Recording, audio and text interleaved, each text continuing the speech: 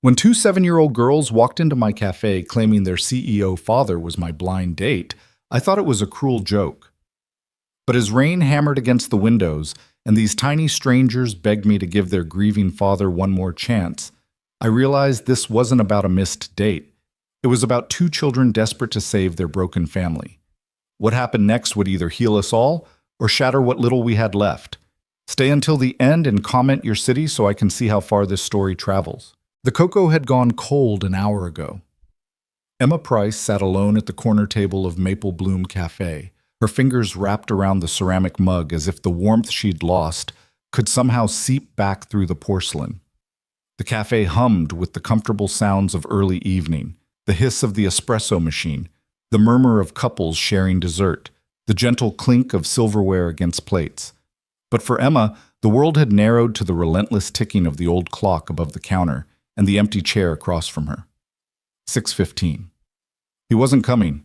She'd known it, really, somewhere deep in the part of her that had learned to expect disappointment the way other people expected sunrise. But knowing didn't make it hurt less. Emma had spent 2 hours getting ready, choosing the soft blue sweater that brought out her eyes, braiding her honey blonde hair just so, even daring to wear the lipstick her sister had given her last Christmas with the encouraging words, "You deserve to be seen, Em." But apparently, she didn't deserve to be shown up for. "Another refill, sweetheart?" Mrs. June appeared at her elbow, the cafe's 70-something owner with her cloud of white hair and eyes that saw too much. She'd been watching Emma all evening with increasing concern, her weathered hands gripping the coffee pot like a weapon she might wield against anyone who dared hurt one of her regulars. "No, thank you." Emma's voice came out smaller than she intended. She forced a smile, the kind she'd perfected over years of hiding behind counters and ovens, of making herself as invisible as possible. "I think I'm going to head out." "Emma Price, you sit yourself back down." Mrs. June's tone brooked no argument. "That chair doesn't know what it's missing, and neither does whatever fool stood you up. But you? You're going to finish your evening with dignity, not slink out of here like you did something wrong." Emma's eyes burned with the threat of tears she refused to shed in public. I don't understand." His profile seemed so genuine. Daniel Cole, architect, father of twins, looking for someone who sees the beauty in simple things. She laughed, bitter and sharp. "I guess I wasn't simple enough, or beautiful enough. Or, stop that right now." Mrs. June set the coffee pot down with a decisive thunk. "You're a talented baker, a kind soul, and anyone with eyes can see you're lovely inside and out. If this Daniel character can't see that, then he's blind as well as rude." But Emma had heard it all before: kind, sweet, nice. The words people used when they meant unremarkable, forgettable, not quite enough. 3 years ago, she'd heard different words. Words that still echoed in the hollow spaces of her heart. Her fiancé, Marcus, standing in the room where her wedding dress hung pristine and hopeful, his face twisted with something between pity and contempt. "I can't marry you, Emma. You're too quiet, too small. I need someone who fills a room, not someone who hides in corners baking cookies. You're just not enough." Since then, she'd buried herself in flour and sugar, in the safe solitude of her small apartment and the back room of whatever cafe or bakery would hire her. Online dating had been her sister Rachel's idea. "You can't hide forever, Em. The right person won't make you feel small." But after 6 months and countless failed attempts, Emma was beginning to think that maybe hiding was exactly what she should do. She reached for her purse, fingers trembling slightly as she pulled out enough cash to cover her untouched cocoa and a generous tip. The cafe had filled up since she arrived, families and couples and groups of friends, all wrapped in the golden glow of belonging. Emma felt like a shadow among them, a ghost of loneliness that no one else could quite see. The bell above the door chimed. Emma didn't look up. She was too busy blinking back tears, too focused on gathering her dignity along with her coat. She didn't notice the cafe's chatter diminish slightly, didn't see the way Mrs. June's expression shifted from sympathy to surprise. Excuse me, please." The voice was high and breathless and desperately urgent. Emma glanced up to see two girls, identical twins, maybe 7 or 8 years old, pushing through the cafe tables with single-minded determination. They wore matching pink raincoats, though only one had remembered to zip hers up. Their dark curls were plastered to their foreheads, and their identical brown eyes scanned the room with fierce intensity. They stopped at Emma's table. "Are you Miss Emma?" the taller one asked, though taller was relative, as the difference couldn't have been more than half an inch. "Miss Emma Price?" Emma's mouth opened, but no sound came out. Her brain struggled to make sense of the scene. Two children, soaking wet, in the cafe, looking for her. "Yes?" The word came out as a question, uncertain and confused. The second girl, slightly smaller, with a more serious expression, stepped forward. Her hands were clasped in front of her, white-knuckled and trembling, but her chin was lifted with determination that seemed too old for her young face. "Our daddy is Daniel Cole," she said, her voice steady despite the quiver at the edges. "He's your date." The cafe fell silent. Emma heard someone's fork clatter against a plate, heard Mrs. June's sharp intake of breath, heard the espresso machine's hiss die away as the barista turned to stare. But mostly, she heard the rushing of blood in her ears as she tried to process what the child had just said. What? He couldn't come." The taller girl spoke quickly now, words tumbling over each other in their urgency. "But it's not because he forgot you or because he didn't want to come. I'm Lila, and this is Nora, and our daddy is fixing a library that was going to fall down and hurt people, and he sent his assistant to tell you, but she said she would, and then she didn't, and we heard her laughing about it, and—" "We couldn't let him do that to you," Nora interrupted, her serious face creasing with distress, "because he's not that kind of person. He would never, ever just not show up on purpose. Our mom—" Her voice caught. "Our mom died 2 years ago, and he's been so sad, and this was the first time he's tried to meet someone new, and we can't let it be ruined because his mean assistant didn't give you his message." Emma felt like she was falling, even though she was sitting perfectly still. She looked from Lila to Nora, these two rain-soaked girls with their earnest faces and desperate eyes, and saw something that made her chest ache with recognition. Loneliness. The kind that carves out hollow spaces where a family used to be. "Girls," she began softly, "where are your parents? Does your father know you're here?" "He's at the library." Lila pulled out a phone. "An adult's phone," Emma noted with growing alarm. "His site on Riverside Avenue. The old building was condemned, but he's been working day and night to save it because it means something to the community. The roof started collapsing this afternoon during the inspection, and he had to stay to make it safe." "We sneaked out," Nora admitted, her serious expression giving way to worry. "Mrs. Chen next door was watching us, but she fell asleep in front of the TV. We took the bus." You took the bus?" Emma's voice rose despite her best efforts. "Do you have any idea how dangerous—" "We know," Nora said quietly. "But we couldn't let you think our daddy doesn't care. Everyone thinks he doesn't care anymore because he works too much and forgets things and doesn't smile like he used to. But he does care. He cares so much that it hurts him." Mrs. June appeared at the table with 3 mugs of hot cocoa topped with whipped cream and cinnamon. She set them down gently, then pulled out chairs for both girls. "Sit," she said, her voice leaving no room for argument. "We'll sort this out, but first, you're both chilled to the bone." The twins hesitated, looking at Emma for permission. She nodded numbly, still trying to catch up with the rapid turn her evening had taken. The girls slid into the chairs, wrapping their small hands around the warm mugs. "Now then," Mrs. June continued, settling into the 4th chair with the air of someone prepared to get to the bottom of things. "Let's start from the beginning. Your father is Daniel Cole, the architect?" "Yes, ma'am." Lila took a careful sip of cocoa, leaving a whipped cream mustache on her upper lip. "He owns Cole Architecture. He designs buildings that honor both function and beauty while serving community needs."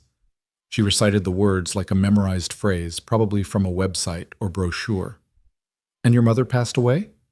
Mrs. June's voice softened with genuine sympathy. Nora's eyes dropped to her mug. 2 years and 4 months ago. Cancer. She made Daddy promise he'd keep living, not just working, but he doesn't know how to do that anymore. He builds things for everyone else, libraries and schools and community centers, but he doesn't know how to fix what's broken for us. Emma's throat tightened. She knew grief, had seen it in her own parents after her grandmother died, had felt its echo in her own losses. But to watch it through the eyes of these two girls who'd lost their mother so young, it was like staring into a well of sorrow that had no bottom. Why was tonight important? Emma heard herself ask. Why a date now? The twins exchanged glances, one of those silent conversations that only siblings, especially twins, could have. Finally, Lila spoke. We made a deal with him. Nora and I, we told him we didn't want to do any more after-school activities, that we wanted to come straight home every day. We just wanted him to be there when we got back, Nora added softly, to have dinner together, to talk, to be a family again, not just three people living in the same house. But Daddy said we needed activities, Lila continued. He said Mom would want us to have full lives, to make friends, to not be sad all the time. So we made a compromise. We joined the drama club and the art class if he'd try to start living again too. If he'd try to find someone who could maybe help him remember how to be happy. Emma felt something crack in her chest, the careful walls she'd built around her heart developing fissures. So he joined the dating app for you?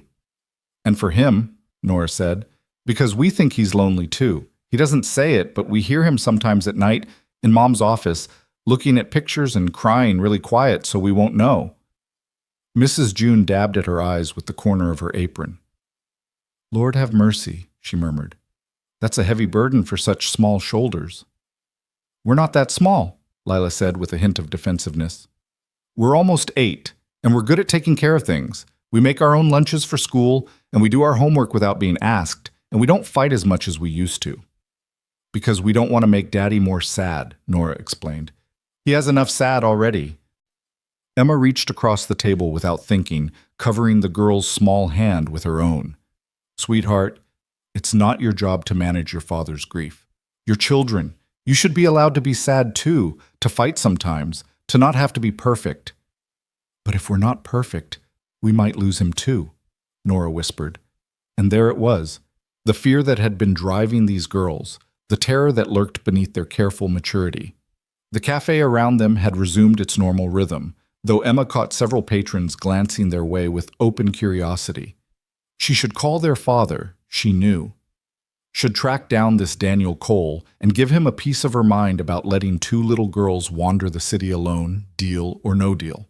But as she looked at Lila and Nora, at their hopeful faces and their desperate attempt to fix their broken family, she saw herself at that age. Saw the little girl who'd tried so hard to be good enough, quiet enough, perfect enough to earn love. Who'd learned young that being seen meant being judged, and being judged meant being found wanting. Tell me about your father, Emma said instead. What's he like? The twins' faces lit up like sunrise breaking over water. He's really tall, Lila began, and he has kind eyes, even when he's tired. He reads to us every night, even when he gets home really late. Sometimes he falls asleep in the middle of a chapter, but he always remembers where we left off. He makes the best pancakes, Nora added. He puts chocolate chips in them and makes them into funny shapes. He used to do it all the time, but now it's only on special days, like our birthday or Christmas. He never forgets to say, I love you, Lila continued. Every morning before school, every night before bed, and sometimes just randomly when we're watching TV or doing homework, like he needs to remind us, or himself. He draws on napkins, Nora said with a small smile. When we go to restaurants, which isn't very often anymore, he draws pictures on our napkins while we wait for food. Houses and gardens and buildings that don't exist yet. Mom used to collect them in a special box. And he sings in the car, Lila giggled, really badly.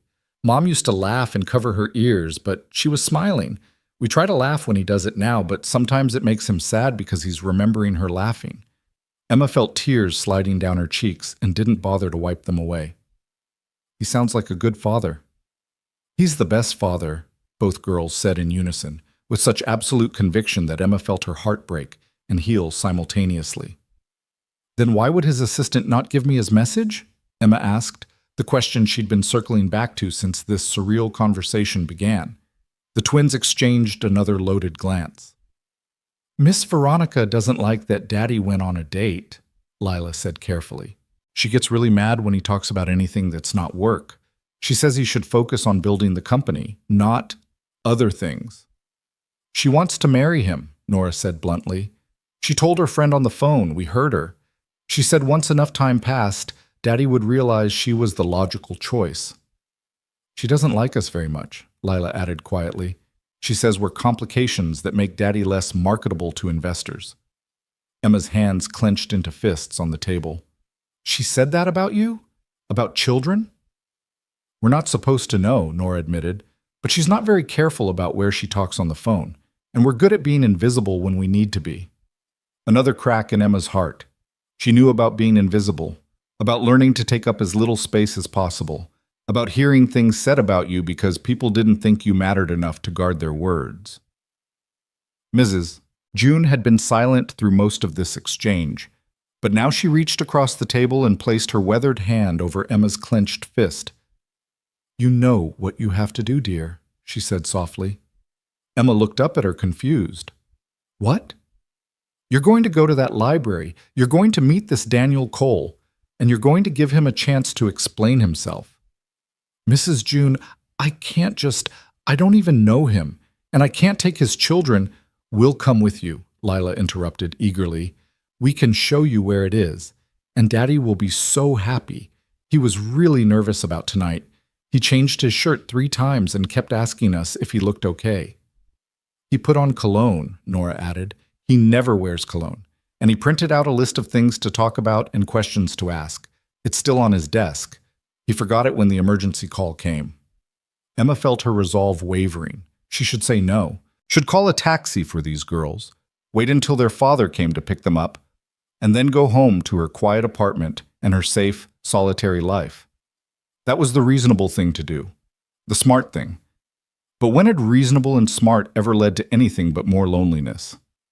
If I do this, Emma said slowly, we're calling your father first. He needs to know you're safe. He won't answer, Lila said apologetically.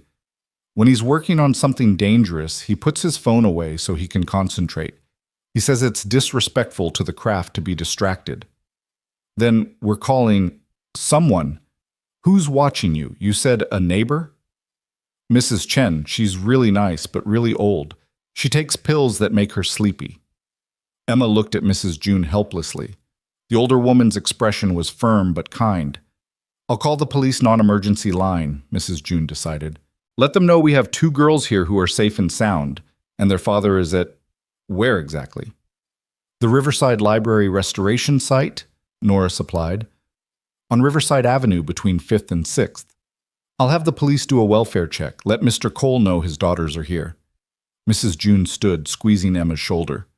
But in the meantime, I think there's no harm in a bit of dinner delivery, is there?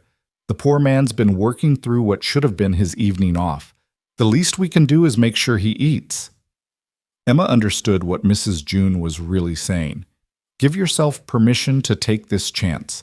Stop hiding behind reasonable and smart. Be brave enough to be seen. I'll pack up some sandwiches, Mrs. June continued, already moving toward the kitchen. And some of those heart-shaped sugar cookies you made this morning, Emma, the ones with the strawberry icing.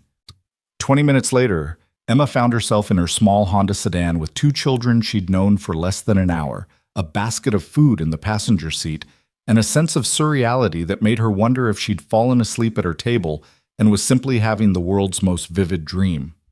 Lila and Nora sat in the back seat, buckled in carefully, directing her through the rain-slicked streets. The storm had intensified, rain hammering against the windshield in sheets that made visibility nearly impossible. Emma's hands were white-knuckled on the steering wheel, her anxiety ratcheting up with every turn.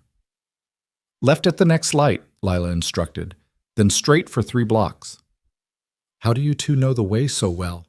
Emma asked, her voice tight with concentration. We come here sometimes, Nora admitted. When Mrs. Chen is watching us and Daddy has to work late, we take the bus and bring him dinner. He thinks Mrs. Chen drives us, but she doesn't know how to drive anymore. Her son took her license away. Girls, that's incredibly dangerous, Emma said, trying to keep her tone gentle despite her alarm. Please tell me you don't do this often. Only when it's important, Lila assured her. When we think he's going to forget to eat. He gets really grumpy when his blood sugar is low. and forgetful. Last week he tried to drive home but forgot where he parked his car. And the week before that, he fell asleep at his desk and we had to wake him up for our parent-teacher conference, Nora added. Emma's concern for a man she'd never met deepened with every revelation. This wasn't just grief. This was someone drowning, going through the motions of living while slowly disappearing beneath the weight of loss and responsibility. The library came into view, or what remained of it. The old building was wrapped in scaffolding, its Victorian architecture barely visible beneath the construction equipment and safety barriers. Lights blazed from inside, and Emma could see figures moving through what had once been tall windows.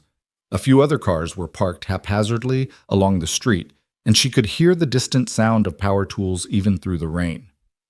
Park there, Lila pointed to a spot near a temporary fence. And then we have to check in at the security station.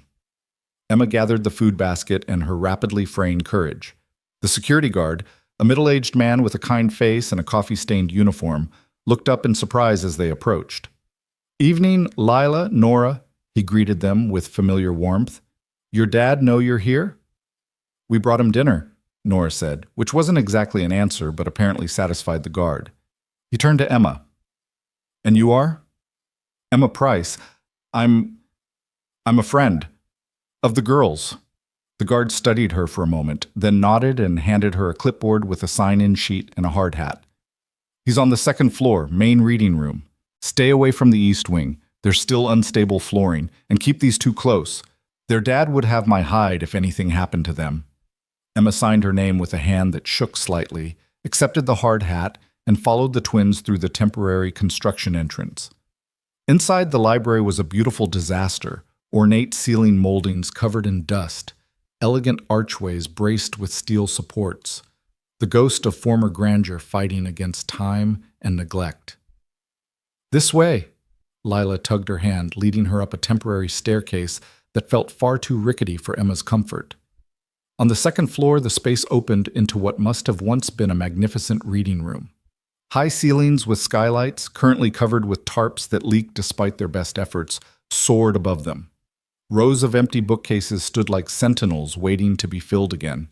And in the center of it all, surrounded by blueprints and work lights and sawdust, stood a man. Daniel Cole. He looked like his photo, but also nothing like it. The picture had shown a polished professional in a suit, smiling confidently at the camera. This man wore work jeans and a flannel shirt rolled up to the elbows, his dark hair disheveled and his face smudged with dust. He was bent over a blueprint, gesturing emphatically to a woman beside him, a woman in stiletto heels and a designer suit that looked absurdly out of place in the construction zone. "I don't care what the budget says, Veronica," Daniel was saying, his voice carrying exhaustion and frustration in equal measure. "We're not cutting corners on the foundation work. If it's not safe, it's not being built. Period." "Daniel, be reasonable." The woman, Veronica, began, but she stopped mid-sentence as she noticed Lila and Nora rushing toward them. "Daddy!" they called in unison. Daniel's head snapped up, his expression cycling through surprise, confusion, relief, and then sharp concern in the span of a heartbeat. "Lila, Nora, what are you doing here? Where's Mrs. Chen?" But the girls had already reached him, wrapping their arms around his waist. He hugged them back automatically, his hands gentle on their damp hair, but his eyes were already searching the room, looking for an explanation, for the adult who should have been supervising them. His gaze landed on Emma. For a moment they simply stared at each other across the construction-scarred reading room. Emma saw the recognition dawn in his eyes as he connected the dots, saw him understand exactly who she was and exactly what his daughters had done. "Oh God," he breathed. "Oh my God, you're Emma. You're the date I—" He looked down at his daughters, then back up at her, horror and embarrassment warring on his face. "They went to the cafe, didn't they?" "Daddy, we had to," Lila explained urgently. "Miss Veronica said she'd tell Miss Emma you couldn't come, but we heard her on the phone laughing about it, saying she conveniently forgot, and we couldn't let—" Veronica's face had gone pale, then flushed an ugly red. "I don't know what these children think they heard." "Enough." Daniel's voice was quiet, but carried the weight of absolute authority.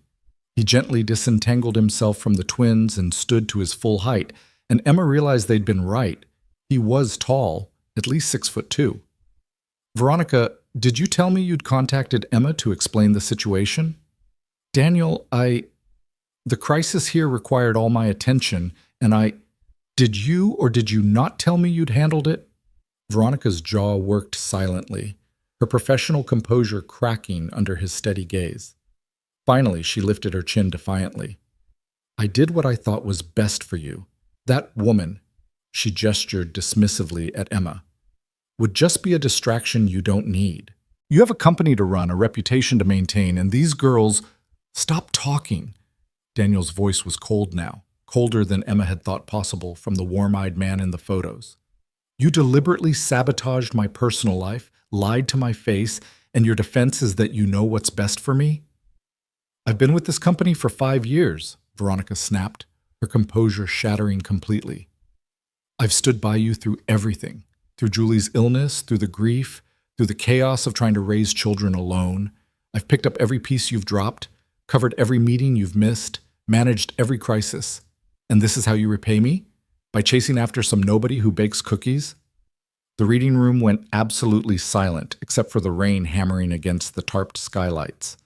Emma felt herself shrinking, the familiar instinct to disappear, to not cause trouble, to be less than she was. She took a step back, ready to leave, to let these people sort out their drama without her. But then she felt small hands grab hers, one on each side. Lila and Nora had left their father's side and come to stand with her, flanking her like tiny bodyguards. Miss Emma is not a nobody, Nora said with fierce conviction. She's kind and she makes the best cookies, and she didn't have to come here, but she did because we asked her to. That makes her somebody. And she's pretty, Lila added. And she has sad eyes like Daddy, which means she understands about hearts being broken. Daniel looked at his daughters, then at Emma, and something in his expression shifted. The coldness melted, replaced by a profound weariness and a terrible vulnerability. You're right, he said softly, speaking to the twins but keeping his eyes on Emma. She is somebody, and He ran a hand through his hair, leaving it even more disheveled. I owe her an apology, several apologies, starting with, I'm sorry, for tonight, for this situation, for all of it. He turned back to Veronica. Clean out your desk. I'll have HR email you the termination paperwork and a severance package. You're done here. You're firing me? Veronica's voice rose to a near shriek. Over this? Over her? I'm firing you for lying, for insubordination, and for speaking about my children, and about someone I hope to get to know, with such utter contempt. Daniel's voice remained level, but Emma could hear the anger simmering beneath it. You're an excellent assistant, Veronica, but you crossed a line, multiple lines.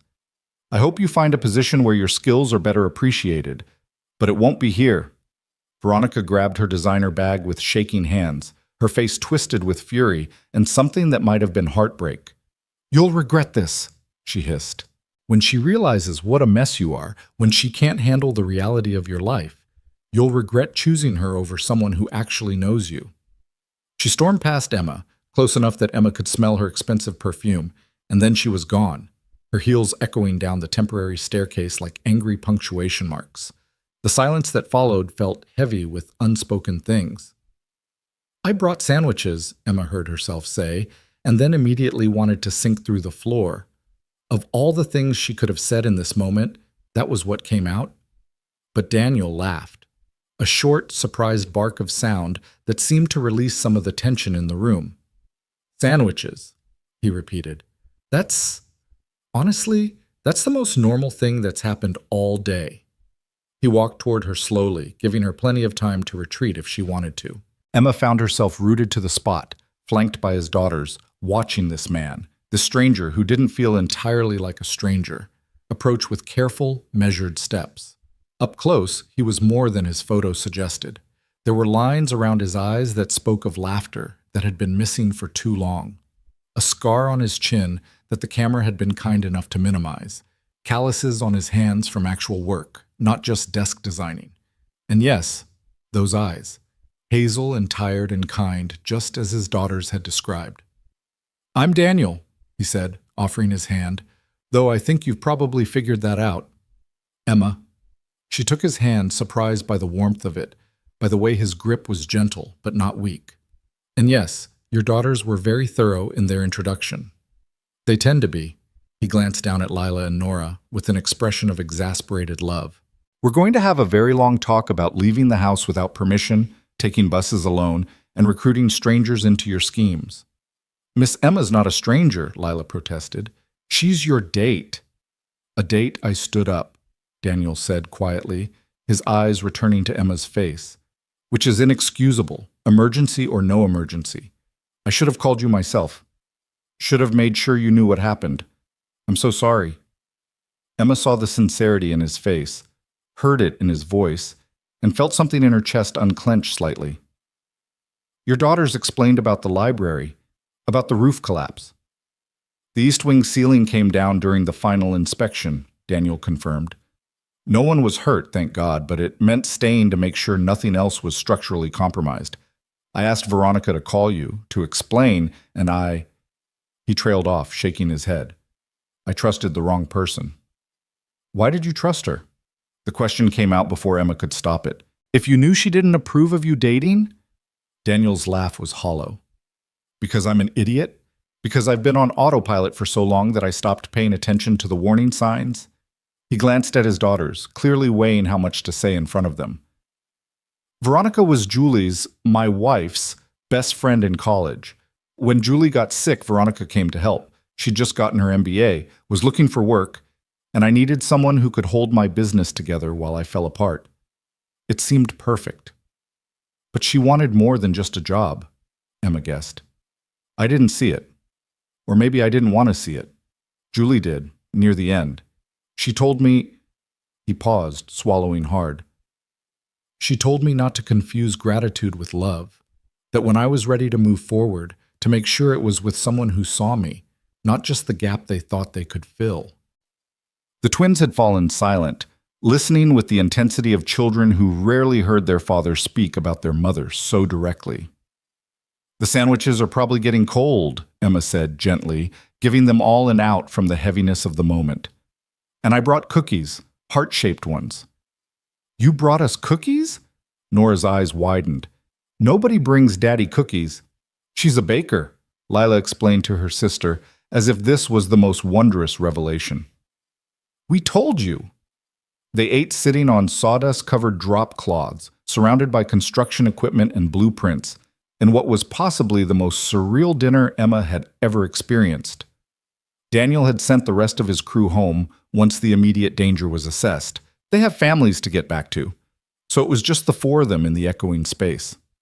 The twins chattered happily, their earlier tension dissolving in the comfort of food and their father's presence. Daniel watched them with visible relief, occasionally reaching out to tuck a curl behind Nora's ear or wipe a crumb from Lila's cheek with the unconscious tenderness of a devoted parent. And Emma watched all three of them, feeling something unfamiliar unfurling in her chest. Not attraction, though Daniel was handsome in a weary, real sort of way that appealed to her far more than polished perfection.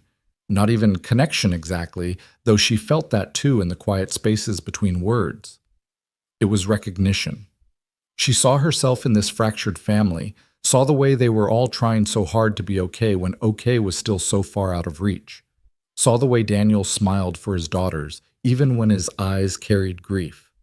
Saw the way the twins monitored their father's reactions, adjusting their behavior to accommodate his pain. Saw the careful dance of people who loved each other but didn't quite know how to be whole together anymore. These are incredible, Daniel said, holding up one of the heart-shaped cookies. Did you make these? This morning, Emma confirmed.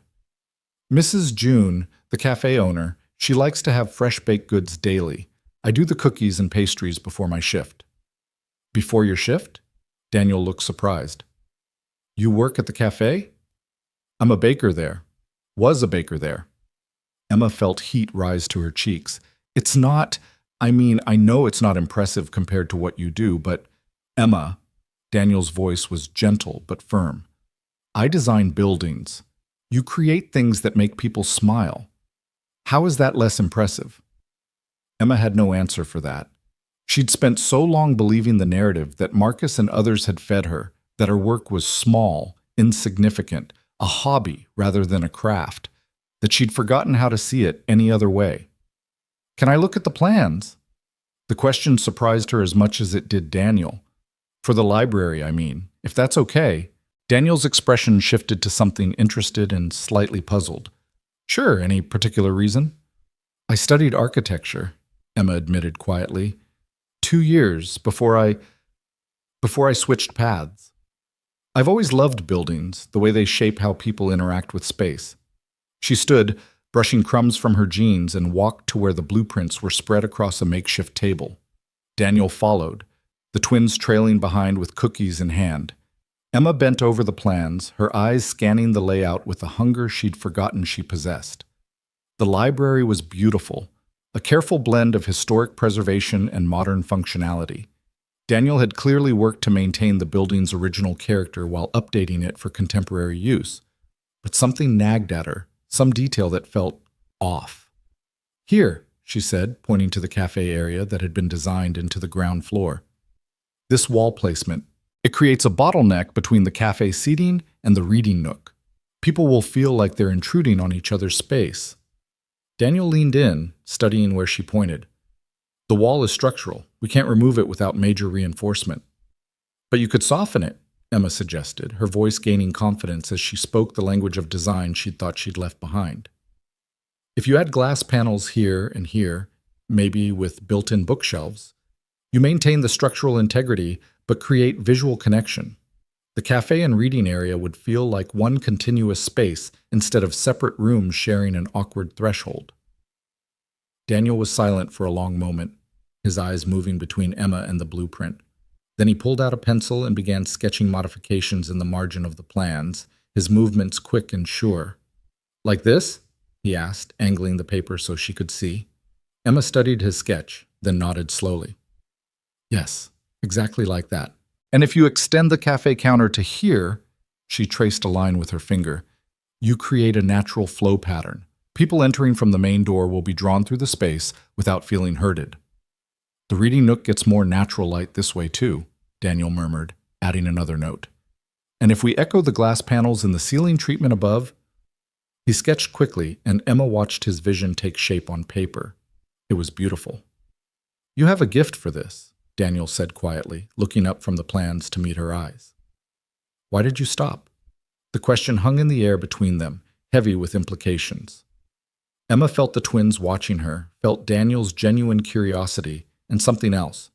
An understanding that he knew about giving up on dreams, about choosing smaller, safer paths because the big ones hurt too much when you failed. "Someone told me I wasn't good enough," Emma said simply.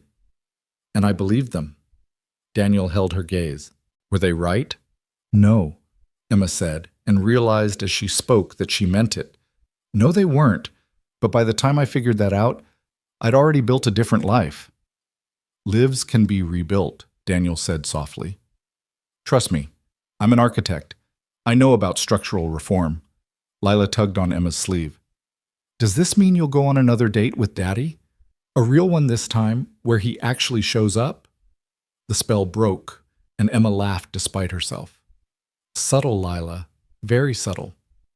"I'm not being subtle," Lila said seriously. "I'm being direct. Mrs. Chen says being direct saves time." "Mrs. Chen is wise," Daniel said dryly. He looked at Emma, and she saw vulnerability there, raw and real. "But she's not wrong. I would very much like to try this again, properly. If you're willing to give us, another chance." Emma looked around the construction-strewn library, at this man she'd just met who somehow didn't feel like a stranger, at these 2 girls who'd hijacked her evening and somehow made it better than any proper date could have been. She thought about Marcus, about how he'd made her feel small and forgettable.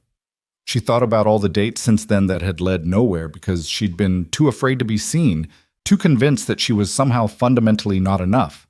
But standing here, covered in sawdust, eating sandwiches on a construction site with a widower and his matchmaking daughters, Emma felt more seen than she had in years. "Okay," she heard herself say. "Yes. Let's try again." The twins cheered, actually cheered, jumping up and down with such enthusiasm that sawdust puffed up around their feet. Daniel's face split into a smile that transformed him, erasing years of weariness and revealing the man he must have been before grief carved him hollow. "Really?" he asked, as if he couldn't quite believe it. "Really," Emma confirmed. "But Daniel, next time, call me yourself." "I will," he promised. "I swear, no assistants, no intermediaries, just me. Probably nervous and definitely awkward, but me." "I think I can live with that," Emma said, and found that she meant it. Outside, the rain continued to fall on the city, washing the streets clean and filling the gutters with rushing water. But inside the half-restored library, something else was being restored too. Something more fragile than architecture, but just as important: hope. And sometimes, that's all you need to start rebuilding. The next morning arrived with the kind of crystalline sunlight that follows heavy rain, as if the world had been scrubbed clean overnight. Emma stood in her tiny kitchen, flour dusting her forearms, trying to focus on the batch of cinnamon rolls rising on the counter instead of replaying the previous evening in her mind for the 100th time. It didn't work. Every time she closed her eyes, she saw Daniel smile when she'd agreed to another date, heard Lila and Nora's delighted cheers echoing through the construction site, felt the unexpected warmth that had bloomed in her chest when Daniel had looked at her blueprint suggestions with genuine respect, treating her abandoned architecture knowledge as something valuable rather than a failed dream best forgotten. Her phone buzzed on the counter, startling her out of her reverie. A text from an unknown number. "This is Daniel. Lila insisted I save your number under Emma Who Makes Good Cookies, but I overruled her. Thank you again for last night, for coming, for being kind to my daughters, for not calling the police on them for their unauthorized adventure. Dinner Friday? I promise to actually show up this time. D." Emma read the message 3 times, a smile tugging at her lips despite her best efforts to remain cautious. She was typing a response when her phone rang. Mrs. June's name flashed on the screen. "Good morning, dear." The older woman's voice was warm but carried an undercurrent of concern. "I was hoping you could come by the cafe early today, before your shift. There's something we need to discuss." 20 minutes later, Emma pushed through the cafe's front door to find Mrs. June sitting at the corner table, the same table where Emma had waited for Daniel just yesterday. The coincidence felt pointed, deliberate. "Sit down, sweetheart," Mrs. June gestured to the chair across from her. "Coffee's fresh." Emma sat, accepting the mug Mrs. June slid across to her with growing apprehension. "What's wrong?" Mrs. June didn't waste time on preamble. "I got a call this morning from Richard Chen, owns the building, my landlord. Apparently someone sent him photos from last night. You leaving the cafe with those 2 girls, and some creative speculation about what you might be doing, getting involved with a wealthy CEO and his children." Emma's stomach dropped. "What kind of speculation?" "The ugly kind." Mrs. June's expression hardened. "Suggestions that you're some kind of opportunist, gold digger, that I'm running an establishment where women meet rich men and use their children to manipulate them. It's garbage, all of it, but Richard is concerned about the cafe's reputation." "Mrs. June, I would never. Those girls needed help, and I know that, dear. I was there, remember? I saw exactly what happened and why." Mrs. June reached across the table and squeezed Emma's hand. But perception can be a nasty thing, especially in the age of social media. Someone's already posted about it online. Local baker targets grieving CEO through his daughters. The post is gaining traction. Emma felt the familiar sensation of the world tilting, of the ground beneath her feet turning to quicksand. This was Marcus all over again. People making assumptions, creating narratives, deciding who she was without ever asking. She'd spent 3 years rebuilding herself in quiet obscurity, and one evening of choosing to be brave had somehow landed her in the center of a scandal. "I should resign," Emma heard herself say, her voice hollow.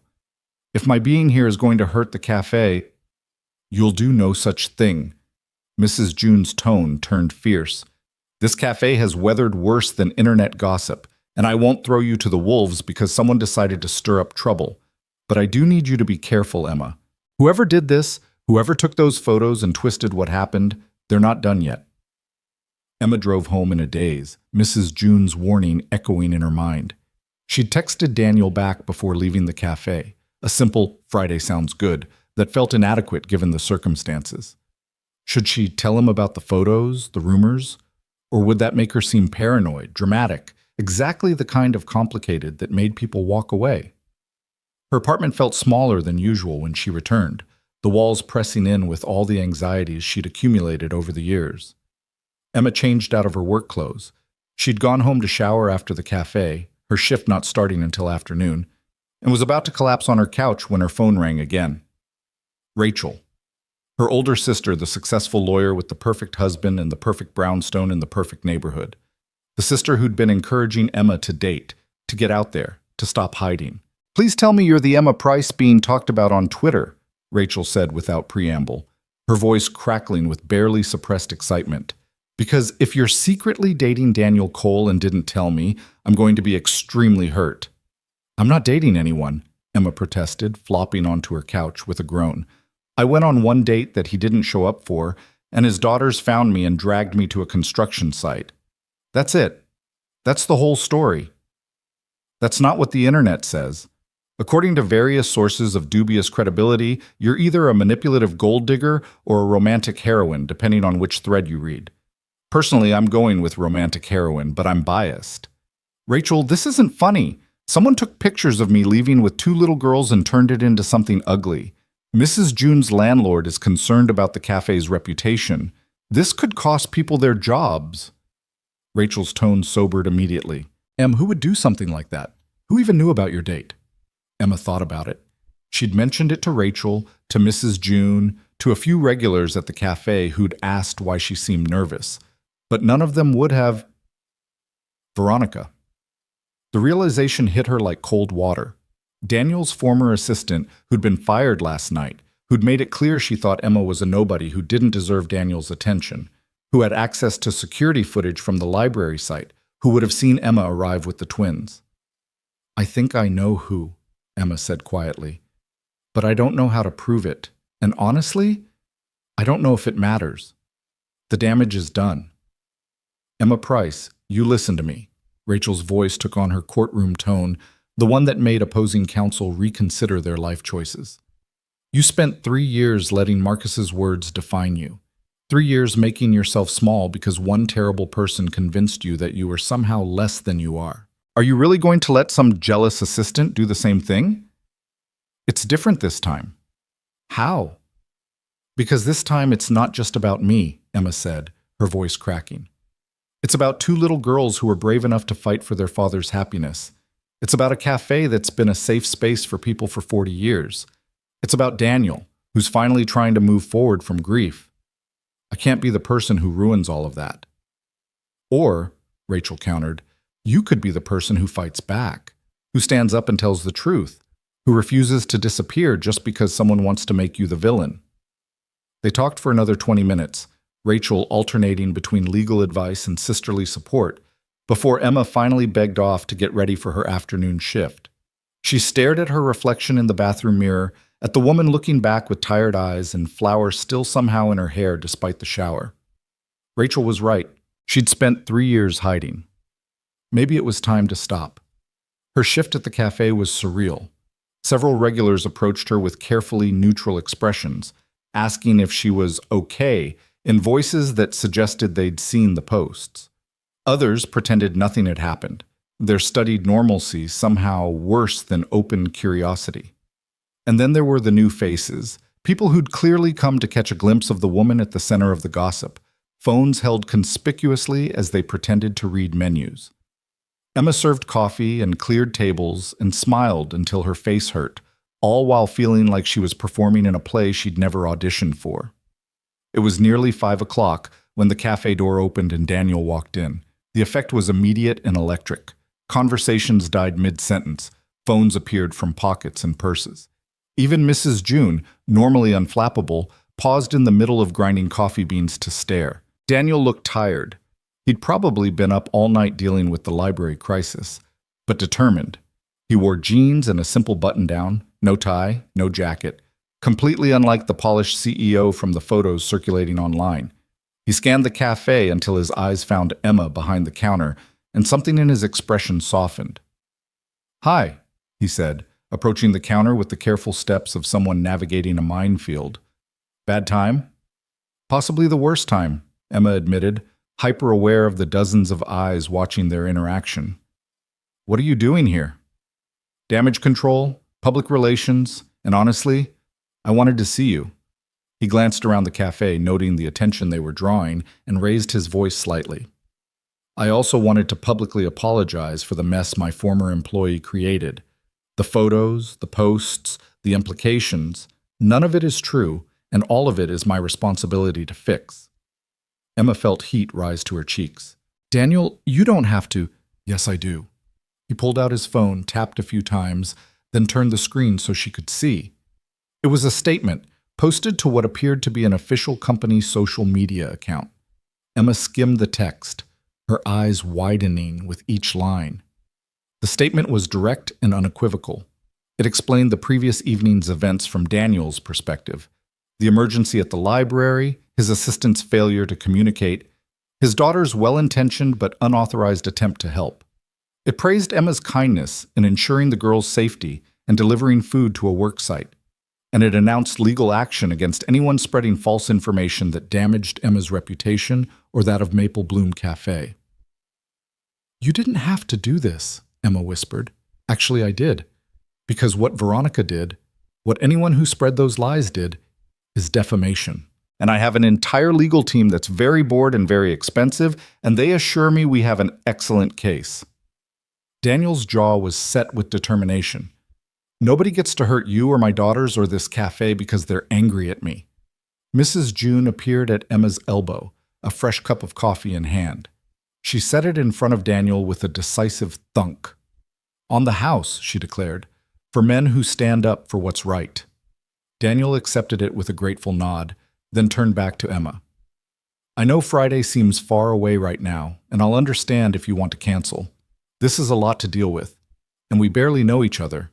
But I need you to know, my daughters haven't stopped talking about you, about how you didn't treat them like they were burdens or complications, about how you looked at my blueprints like they mattered, about how you have sad eyes like Daddy, which apparently means you understand things.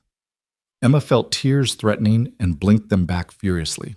They're remarkable girls. They are. And they have terrible judgment when it comes to safety and boundaries, which we're addressing in family therapy starting next week. But their judgment about people? Daniel's smile was crooked and genuine. That's never been wrong. He finished his coffee, left a tip that would have covered 10 drinks, and headed for the door. But he paused at the threshold and looked back. Friday, 7 o'clock. I'll pick you up myself. And Emma, I'm really looking forward to it. After he left, the cafe erupted into speculation and chatter. But Emma noticed something had shifted. The energy felt different. Less prurient curiosity, more genuine interest. Mrs. June caught her eye from across the room and nodded with satisfaction. Sometimes, Emma thought, the best way to fight rumors was with truth. Loud, public, unequivocal truth. The rest of the week passed in a blur of new normal. The posts about Emma didn't disappear. The internet had too long a memory for that. But they were buried under Daniel's statement and a surprising groundswell of support from locals who frequented the cafe. Several regulars posted their own accounts of Emma's kindness, her skill as a baker, her quiet presence in the community. It wasn't enough to erase the damage completely, but it was enough to shift the narrative. On Thursday evening, Emma's doorbell rang. She opened it to find a delivery person holding an enormous arrangement of flowers, not roses, but a wildflower assortment that looked like it had been plucked from a meadow rather than carefully arranged in a shop. The card read, "For the woman who saved my daughters and my evening. Also, Lila wanted me to tell you she's been practicing her indoor voice for when we meet again. I have low expectations, but eternal hope." Emma laughed despite herself, burying her nose in the flowers and inhaling their sweet, uncomplicated scent. When had anyone sent her flowers just because? Not for an apology or a special occasion, but simply to make her smile? Friday arrived with Emma's nerves stretched taut as piano wire. She changed outfits 4 times, finally settling on a simple green dress that Rachel had bought her last Christmas, and she'd never had the courage to wear. It hugged curves she usually hid beneath baggy sweaters, and the color brought out the gold flecks in her brown eyes that she'd forgotten existed. At precisely 7 o'clock, her doorbell rang. Emma took a deep breath, grabbed her purse, and opened the door. Daniel stood in her hallway looking nervous and hopeful in dark jeans and a gray button-down, holding a small bakery box with a sheepish expression. "I know you're a baker, and this is probably presumptuous, but I stopped by that French patisserie on Lenox Street, and they had these chocolate croissants that Lila and Nora love, and I thought maybe—" He stopped, seeming to realize he was rambling. "I brought you pastries. From a bakery. I'm an idiot."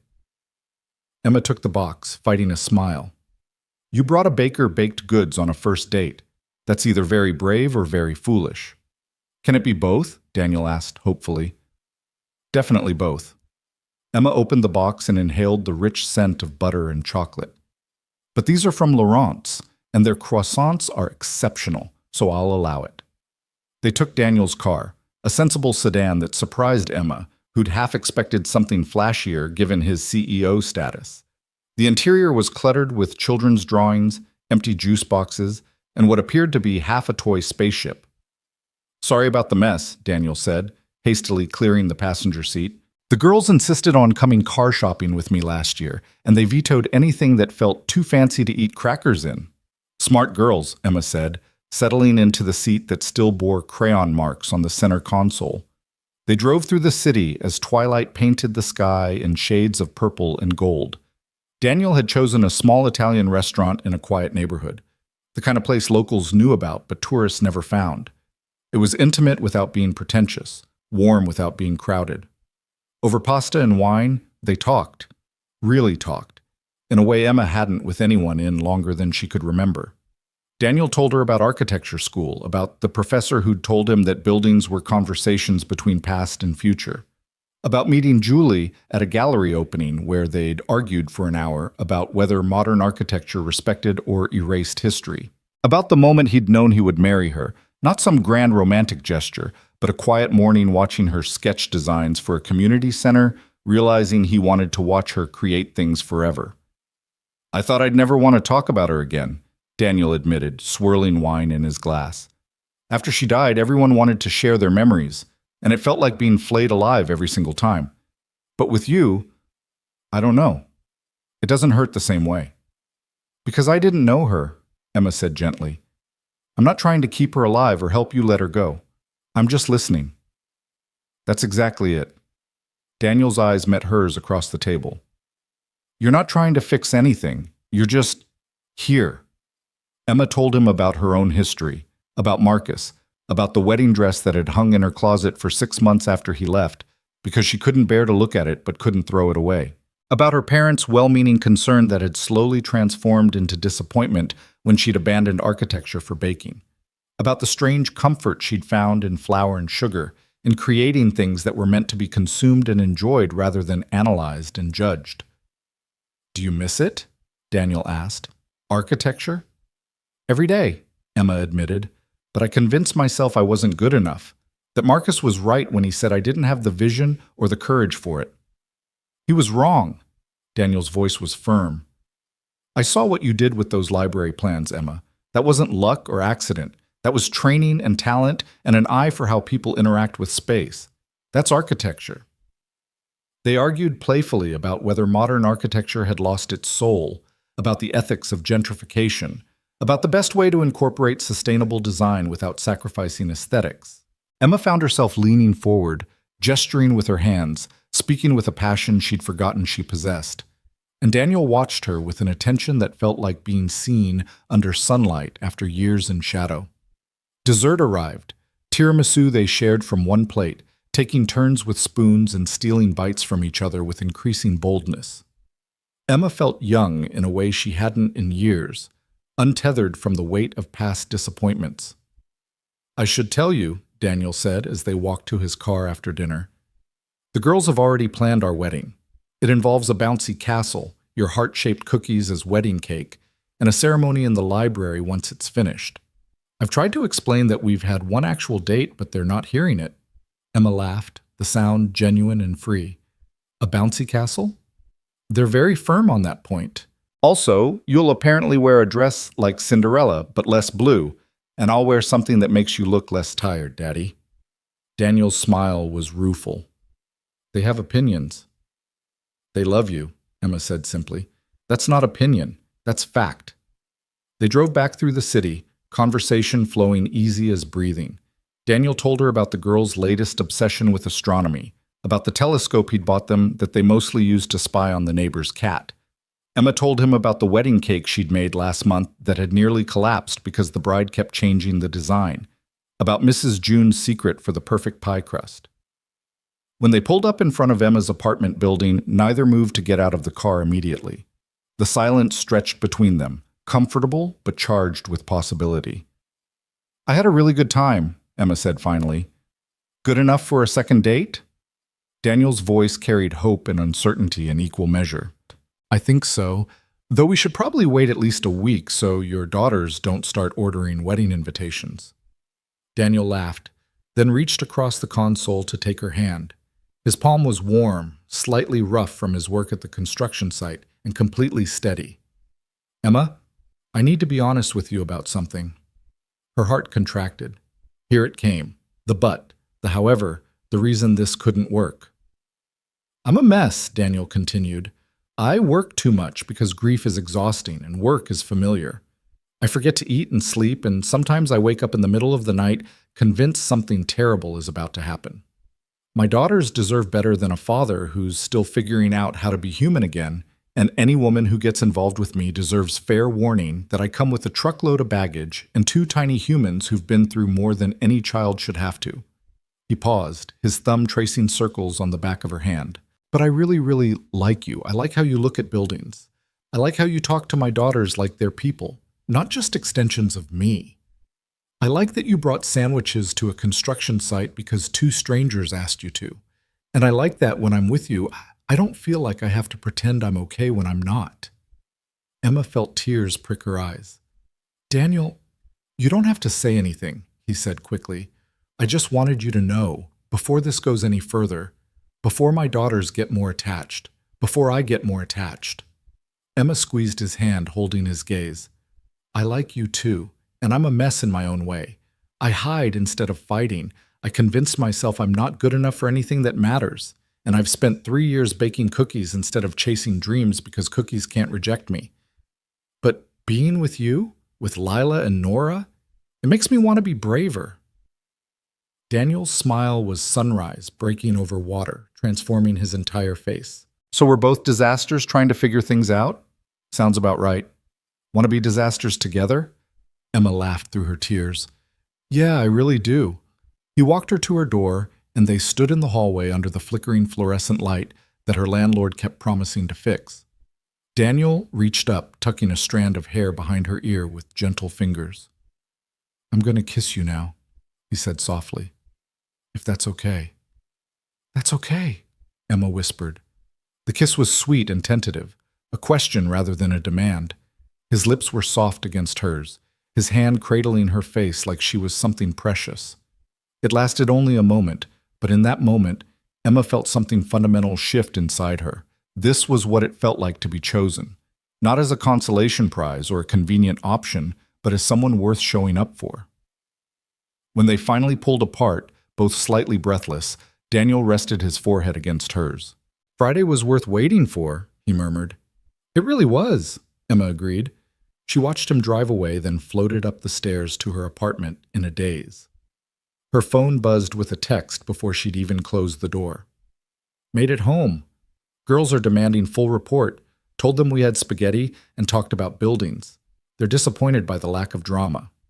Thank you for tonight. For giving me, us, a chance. Sleep well. D, Emma typed back. Tell them the spaghetti was excellent and your company was better. Sweet dreams to all three of you. She fell asleep smiling, flour dust still under her fingernails, her heart fuller than it had been in years. But while Emma slept elsewhere in the city, Veronica Chen sat in her pristine apartment, scrolling through the social media posts about Emma and Daniel with increasing fury. The statement Daniel had posted hadn't just embarrassed her.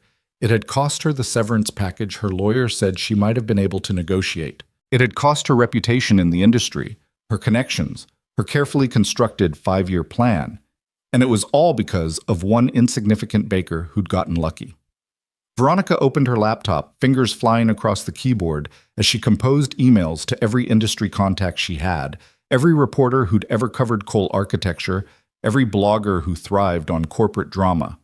If Daniel wanted to play white knight for his little girlfriend, fine. But Veronica knew things about coal architecture, about the financial struggles after Julie's medical bills, about the projects that had gone over budget, about the clients Daniel had alienated with his grief-driven absences. She'd been loyal for 5 years. She'd saved his company, kept his secrets, covered his mistakes. And this was how he repaid her? By morning, Emma would understand exactly what it meant to date Daniel Cole.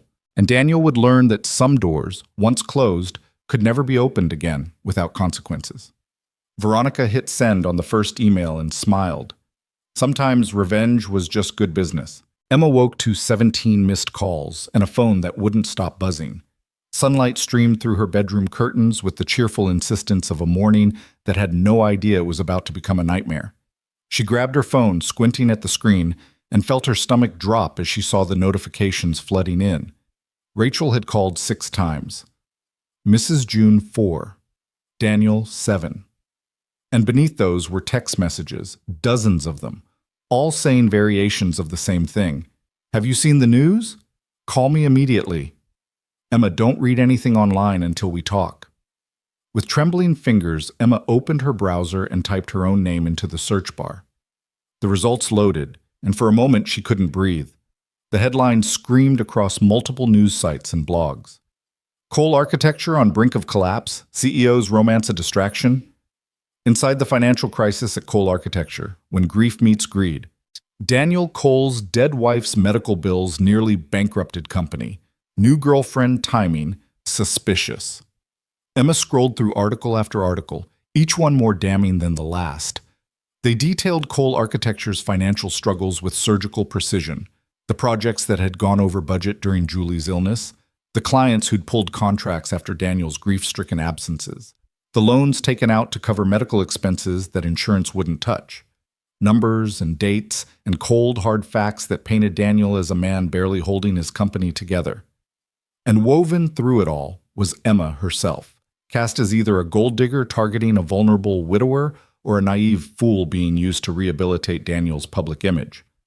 One article even included a photo from her failed wedding day. She had no idea how they'd gotten it, with a caption suggesting she had a pattern of targeting successful men. Her phone rang. Rachel. Don't read the comments, her sister said immediately. Emma, I know you've already looked, but whatever you do, don't read the comments section. Too late. Emma's voice sounded hollow even to her own ears. The comments were exactly what she'd expected, vicious, speculative, reducing her entire existence to a cautionary tale or a punchline. People who'd never met her had decided who she was, what she wanted, why she deserved whatever happened to her. This is Veronica, Rachel continued, her lawyer voice sharp with certainty. It has to be. Only someone with inside access to Coal Architecture's financials could have leaked this much detail. Daniel needs to sue her into the ground. Rachel, I can't... Emma's breath hitched. I can't be the reason his company falls apart. I can't be the reason his daughters see their father dragged through the media. We've had one real date. One. This isn't worth destroying his life over. Emma Price, you listen to me right now. Rachel's tone turned fierce. This is not your fault. You are not responsible for someone else's vendetta. You are not responsible for protecting Daniel from consequences that aren't yours to bear. And you sure as hell are not going to run away and hide because some bitter woman decided to weaponize private information. But Emma barely heard her. She was already spiraling, already constructing the narrative of how she'd ruin everything she touched, already planning her exit strategy.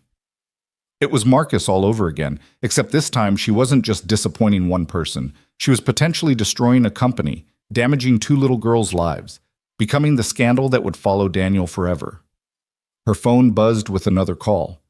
Daniel. She let it go to voicemail, unable to face him, unable to hear the inevitable regret in his voice when he realized what being with her would cost. Instead, she called Mrs. June. I need to take some time off, Emma said before the older woman could speak. A week, maybe 2. I know it's short notice, but I can't I can't come in right now. People will recognize me and they'll make it about the cafe again, and I won't let that happen. There was a long silence on the other end of the line. Then Mrs. June's voice, gentler than Emma had ever heard it. You're running. I'm protecting people I care about. By abandoning them? By confirming every ugly thing those articles are implying about you being weak or opportunistic or whatever other garbage they're spewing? Mrs. June's gentleness gave way to steel. Emma, I've known you for 3 years. You're a fighter, even if you've forgotten how to fight. Don't let them make you small again. But Emma had already made her decision. She told Mrs. June she'd call in a few days, ignored 3 more calls from Daniel, and spent the rest of the morning packing a bag. Her sister had a cabin upstate, empty this time of year. She could disappear for a while, let the scandal die down, let Daniel's life return to normal without her in it. She was loading her car when a vehicle pulled up behind her, Daniel's sensible sedan with the crayon marks and juice box debris. Her heart clenched painfully as she watched him climb out, looking exhausted and determined in equal measure. You're leaving. It wasn't a question. Emma couldn't meet his eyes. It's better this way. Better for who? Daniel crossed the distance between them in long strides. Emma, look at me, please. She forced herself to lift her gaze, and what she saw in his face nearly broke her. Not anger or accusation, but understanding mixed with profound sadness. I know what you're doing, Daniel said quietly. You're trying to protect me, protect the girls, protect yourself. But Emma, running away doesn't make any of this better. It just means Veronica wins. She's already won. Emma's voice cracked. She's destroyed your privacy, exposed your company's struggles, made me into exactly the kind of person Marcus said I was. Someone not strong enough to handle real life. Marcus was wrong then, and Veronica is wrong now. Daniel reached for her hands, and Emma let him take them because she was too tired to pull away. Yes, my company struggled. Yes, Julie's medical bills nearly bankrupted us. Yes, there were projects that went over budget and clients who left. But we survived. We rebuilt. And the only reason Veronica knows the details is because I trusted her with them when I shouldn't have. The girls woke up this morning excited because I told them we had a good date. They made me promise to invite you to Nora's art show next week. They're 7 years old, Emma. They're not reading financial blogs or comment sections. They're reading chapter books about dragons and asking if you like strawberry or chocolate ice cream better because they want to know your favorite. Emma felt tears sliding down her cheeks. How can you not blame me for this? Your company's private information is all over the internet because you went on a date with me. My company's information is all over the internet because my former assistant is vindictive and I didn't see the warning signs clearly enough. Daniel's grip on her hands tightened. Emma, if I thought for 1 second that being with me was going to hurt you more than help you, I'd walk away. But I don't think that's what you're really afraid of. What am I afraid of then? The words came out bitter, defensive. That you'll try, really try, and it still won't be enough. That you'll open yourself up and I'll leave anyway. That you'll let yourself care about me and my daughters, and we'll decide you're not worth the trouble. Daniel's voice was steady, certain. But here's what I know. You drove 2 strangers' children through a storm because they asked you to. You looked at blueprints like they were poetry. You brought sandwiches to a construction site and flowers to my darkest evening. You're already more than enough, Emma. You always have been. Emma's resolve wavered, cracks spreading through her carefully constructed walls. What if the media won't let this go? What if every time we're seen together, someone writes another article? What if I become the scandal that follows you forever? Then we'll deal with it, together. Or not together, if that's what you really want. But don't leave because you think you're doing me a favor. Don't run because you're scared of being seen as not enough. Run because you genuinely don't want this. Don't want me. Don't want my complicated life. Don't want any of it. But don't run because someone else told you who you're supposed to be. Emma looked at this man, this grieving, stubborn, kind man who'd somehow seen through all her carefully maintained defenses. She thought about Lila and Nora, about how they'd fought for their father's happiness, even when it meant risking punishment. She thought about Mrs. June's words about being a fighter. She thought about the Emma who'd loved architecture, who'd believed she could design spaces that changed how people lived. That Emma wouldn't have run, that Emma would have fought. I'm really scared, she whispered. Me too. Daniel pulled her into his arms, and Emma let herself lean into his strength. I'm terrified. I'm terrified that I'm not ready for this, that I'll fail you the way I failed Julie by being too wrapped up in work. I'm terrified that my daughters will get attached and you'll realize we're too much baggage. I'm terrified that Veronica was right and I'm too much of a mess to be good for anyone. Emma pulled back slightly to look at his face. You didn't fail Julie. I wasn't there enough. When she was sick, I was trying to save the company, trying to secure our future, trying to be the provider she needed. And I missed time I can't get back. She knew you loved her, Emma said with absolute certainty. Your daughters know you love them. That's not failing, Daniel. That's being human. They stood in the parking lot of her apartment building, holding each other while the world spun its stories around them. Eventually, Daniel's phone rang, his business line, which meant it was probably important. He glanced at the screen and sighed. I have to take this. Emergency damage control meeting with my legal team and PR consultants. He cupped Emma's face in his hands, his thumbs brushing away the tear tracks on her cheeks. Will you stay? Will you at least not leave town while we figure this out? Emma thought about her packed bag, about the cabin upstate, about all the times she'd chosen hiding over fighting. Then she thought about two little girls who wanted to know her favorite ice cream flavor, about a man who looked at her like she was someone worth showing up for, about the person she'd been before Marcus convinced her she was too small for big dreams. I'll stay, she said finally. But Daniel, if this gets worse, if the press starts targeting Lila and Nora, then we'll deal with it. But Emma, they're not going to because there's nothing there. You're not a gold digger. I'm not using you for PR. We're just two people who went on a date and liked each other. The truth is boring, which means eventually the media will move on to the next scandal. He kissed her forehead, then her cheek, then her lips, soft and sweet and full of promise. I'll call you after the meeting. And Emma? Thank you for staying, for being brave enough to try. After he drove away, Emma stood in the parking lot for a long moment before finally unloading her bag from the car and carrying it back upstairs. Her phone rang again. Rachel, probably checking to make sure she hadn't fled to Mexico. Emma answered. I'm staying, she said before her sister could ask. Good, because I've been doing some digging, and I think we might have grounds for a harassment lawsuit against Veronica. Also, someone leaked her connection to several previous corporate espionage cases. Turns out your Daniel's former assistant has a history of stealing proprietary information from employers she feels wronged her. She what? She's done this before. 3 times that I can find evidence of, twice resulting in settlements that included NDAs. She's smart about it, waits until she has leverage, then uses insider information to damage the company's reputation when she doesn't get what she wants. In this case, what she wanted was Daniel. Emma sank onto her couch, mind reeling.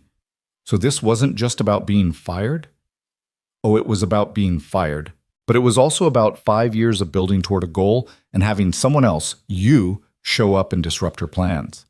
She's not just vindictive, Emma. She's calculating. And she made a mistake this time by going after someone with nothing to lose. What do you mean? You're not a company with a reputation to protect.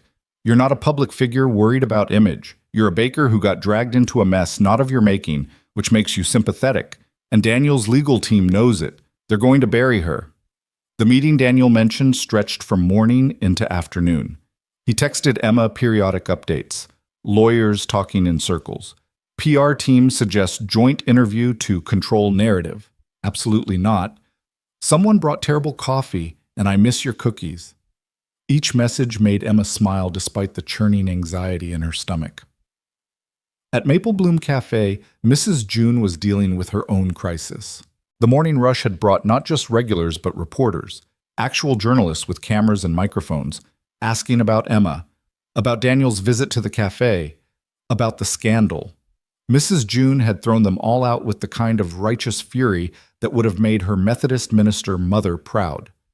This is a place of peace and good coffee, she'd declared, wielding a wooden spoon like a weapon. Not a circus for vultures.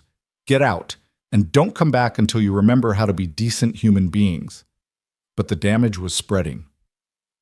By noon, Richard Chen called again. The cafe's landlord was facing pressure from other tenants in the building. from business partners, from people who thought being associated with that scandal cafe was bad for their own reputations. "I'm sorry, June," Richard said, and he did sound genuinely apologetic. "But I have to think about the building as a whole. Maybe it's time to consider selling. You've had a good run, but nothing, Mrs. June interrupted. "I've been in this location for 40 years, Richard. 40 years of serving this community, of being a safe space for people who needed one. And you want me to sell because some bitter woman spread lies on the internet? Because a young baker dared to go on a date with someone successful? It's not that simple. It's exactly that simple. And if you can't see that, then maybe I need to talk to a lawyer about whether trying to force me out over manufactured scandal violates the terms of my lease." She hung up before Richard could respond, her hands shaking with anger and fear. The cafe was her life's work, her legacy. She'd weathered economic downturns and changing neighborhoods and the rise of chain coffee shops. But she'd never faced anything quite like this. The weaponization of narrative, the way truth could be buried under speculation and half-facts.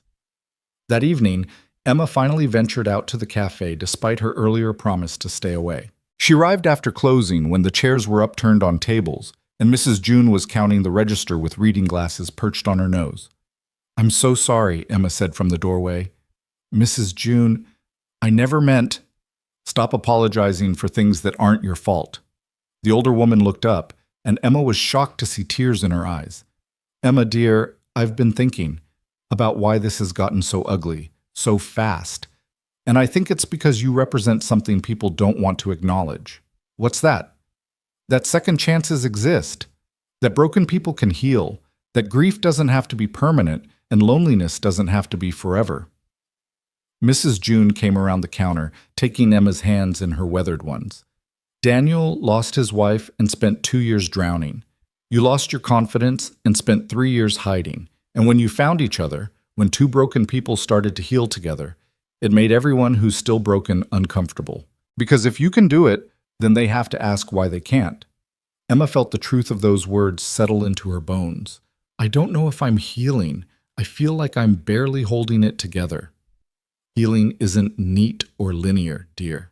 It's messy and complicated, and sometimes it means standing in a parking lot deciding whether to run or stay. And you stayed. That's healing.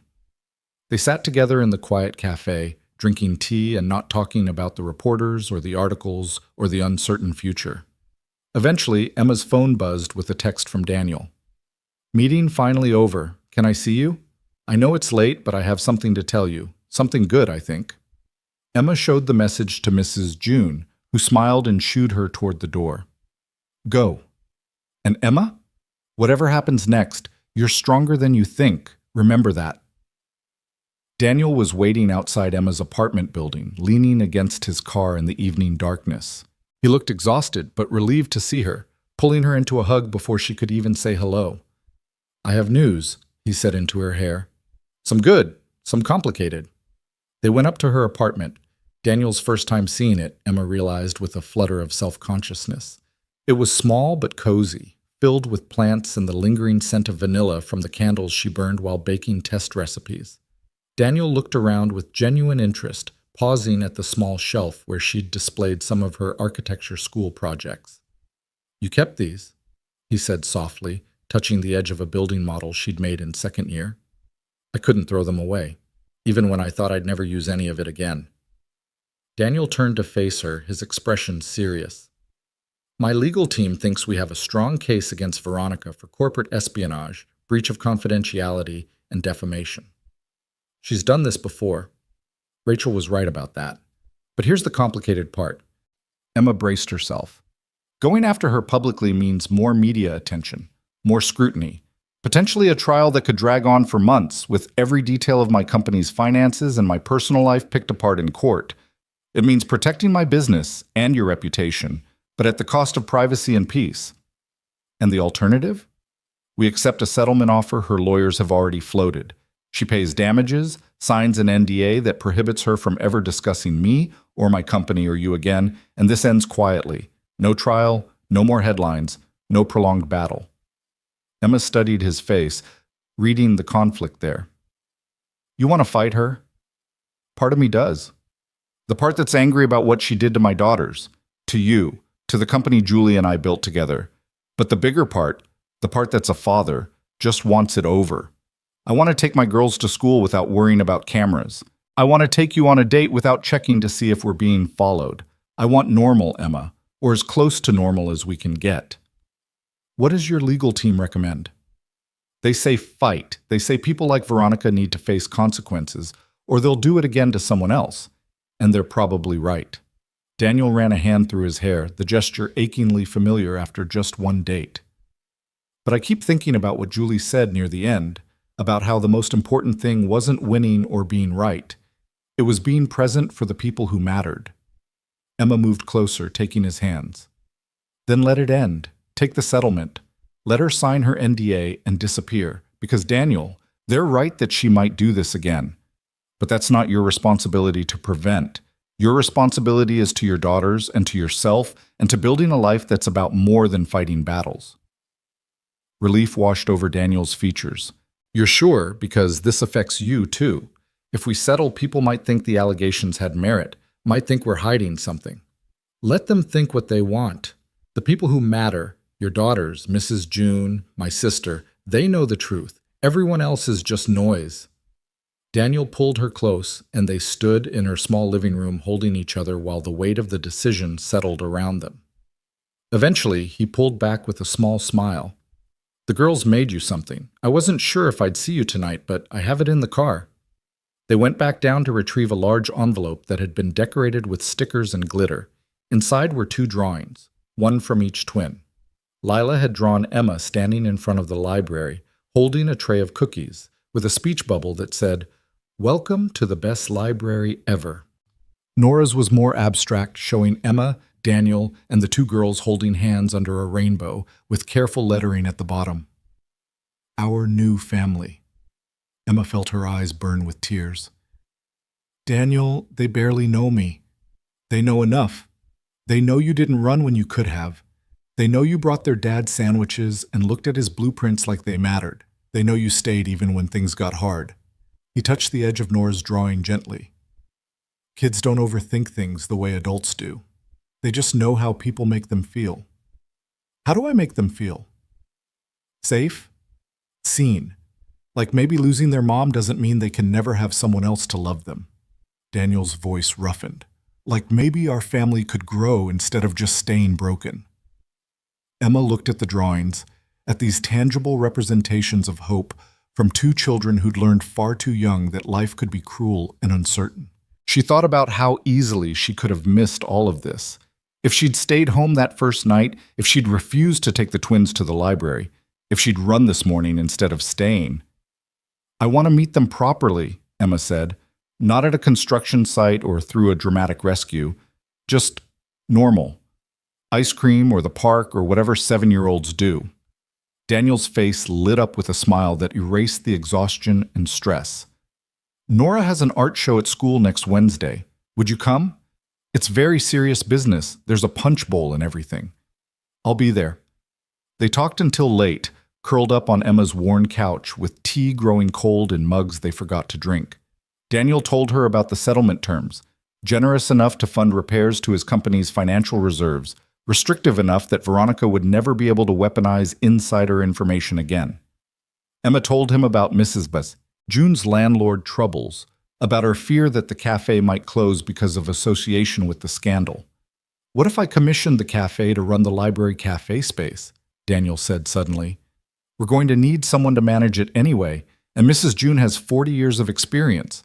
We could draw up a contract that ensures she has stable income even if the Maple Bloom location closes.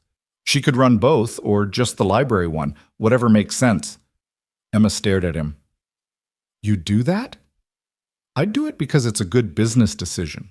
The library cafe needs someone who understands community, who creates spaces where people feel welcome. That's Mrs. June. Daniel's smile turned slightly mischievous. Plus, it would give you a reason to be at the library more often. To consult on design elements. Make sure the flow between spaces works. Daniel Cole, are you offering me a job? I'm offering you a chance to do what you loved before someone convinced you that you weren't good enough. No pressure, No timeline, just think about it. Because that library needs someone who sees buildings as more than functional spaces. Someone who understands how architecture can change lives. Emma felt something crack open in her chest. A door she'd kept locked for 3 years. A possibility she'd stopped letting herself imagine. I don't have my degree. I'd need to go back to school, finish my certification. So finish it. Take classes part-time while you work. I'll write you a recommendation if you need one. Hell, I'll hire you as a consultant right now if it helps you believe that you're capable of this. Daniel's voice was fierce with conviction. Emma, stop finding reasons why you can't and start asking yourself if you want to. I want to, she whispered, the words feeling both terrifying and liberating. God, Daniel, I really want to. Then do it. Not for me, not for anyone else. Do it because you deserve to chase the dreams you set aside.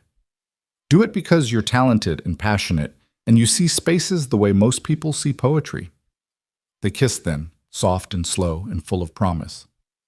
And when Daniel finally left, reluctantly, after Emma reminded him that his daughters would wake up early and wonder where he was, Emma sat in her apartment surrounded by architecture models and twin-drawn pictures and the fragile, terrifying hope that maybe her life was about to change.